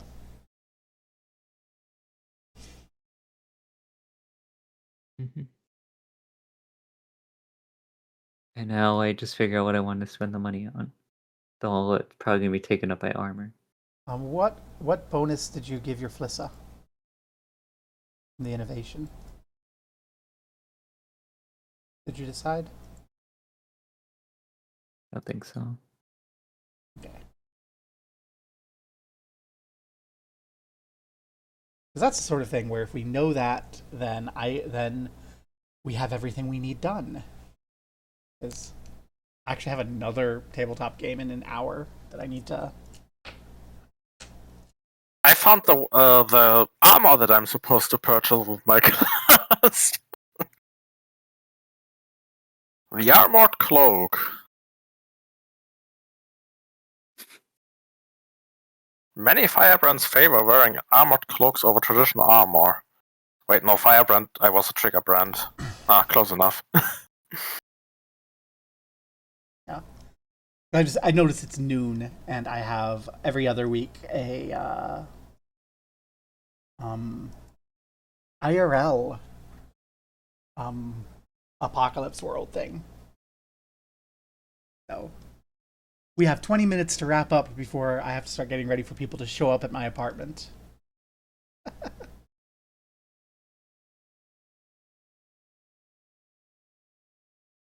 So spending money can be done off screen. Yeah. I just want to know what the weapon innovation is, I think. Oh, that would be my variable course. I've already picked it. Okay. Lets me just swap the element on the fly. Alrighty. And then my one question for you, Seika.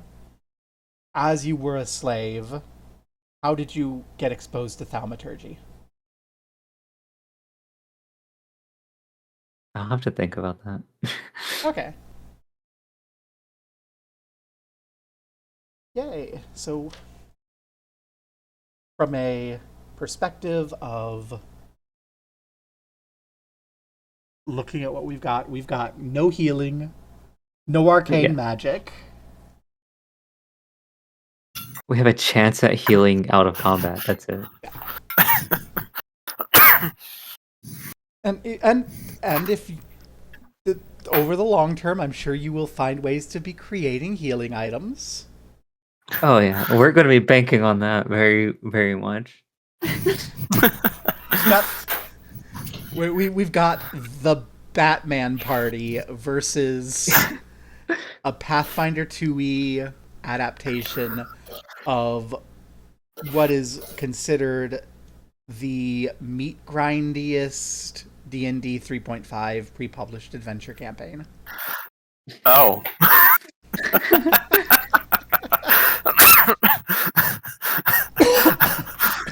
Well, let's just take the slow and methodical. Yeah. I've read some of these obituary things, and I'm kind of thinking, well, I don't know that it feels a lot like this is a meat grinder if the GM is of a, well, I'm out to kill the players perspective, which was, I think, a lot more common back then. So, that was very common. Like, I don't think that it tracks necessarily with what the characters will do. Like, there's one encounter I look at and I go, okay, if I wanted to, I think I could kill every party member in this encounter in like 2 rounds. But I don't think it's what these NPCs would be doing with these capabilities. It's what they should be doing with these capabilities, but I don't think that they're the sort of characters that would be doing that particular thing. Yeah, that's like 2 very distinct game mastering styles. These characters are out to win, or they are doing what they are doing because what they are and how they were brought up. Yeah. And I think these characters are out to win, but I don't think they would be doing that to win necessarily. Just based on reading through the characters and the tactics blurbs. Like, these adventures carry tactics blurbs, and I'm reading what these GMs have done that wipe their things. I'm like, did you read the tactics blurb? The tactics blurb says what this character does. I'm like, yeah, it's suboptimal, but that's what makes it an interesting, challenging circumstance. Yeah, and I like these tactic blurbs when they are included, and sometimes they're just like, yeah, if these people get damaged, they run away because they don't like to get hurt. Yeah, it's like, this person doesn't want to die. And that's kind of my key problem with adventures, not in that they are necessarily going to be run that way, but there's sometimes this fight ends when one side completely loses. And the games are not putting enough, or the players or the game designers as well, putting enough concept of running away into it. Which is, like, in D&D 1e and 2e, everything had a morale value, and if it started taking damage, it would have to make a morale check or run away. Yeah. But also... Which probably is a holdover from being a wargame before. Yes. But also, that's a really sensible thing. I also very much, like, there's a lot of encounters where you go, yes, this does not have to be a combat encounter. This could very well turn into a combat encounter, but I don't see why this has to be a combat encounter. The NPCs want a thing, the PCs want a thing. I see potential peaceful solutions here. Especially now that we're in the Pathfinder 2e world, where there isn't just, this is evil, so... No. Even devils and demons aren't evil. They're aligned with the unholy in the cosmic conflict. Which is a very different thing. And then you get people being sad that the games are taking away their no thoughts, happily killing things. Yeah. Like, no. That's a good thing, actually. But you can't always decide you want to have no thought murder bingo time.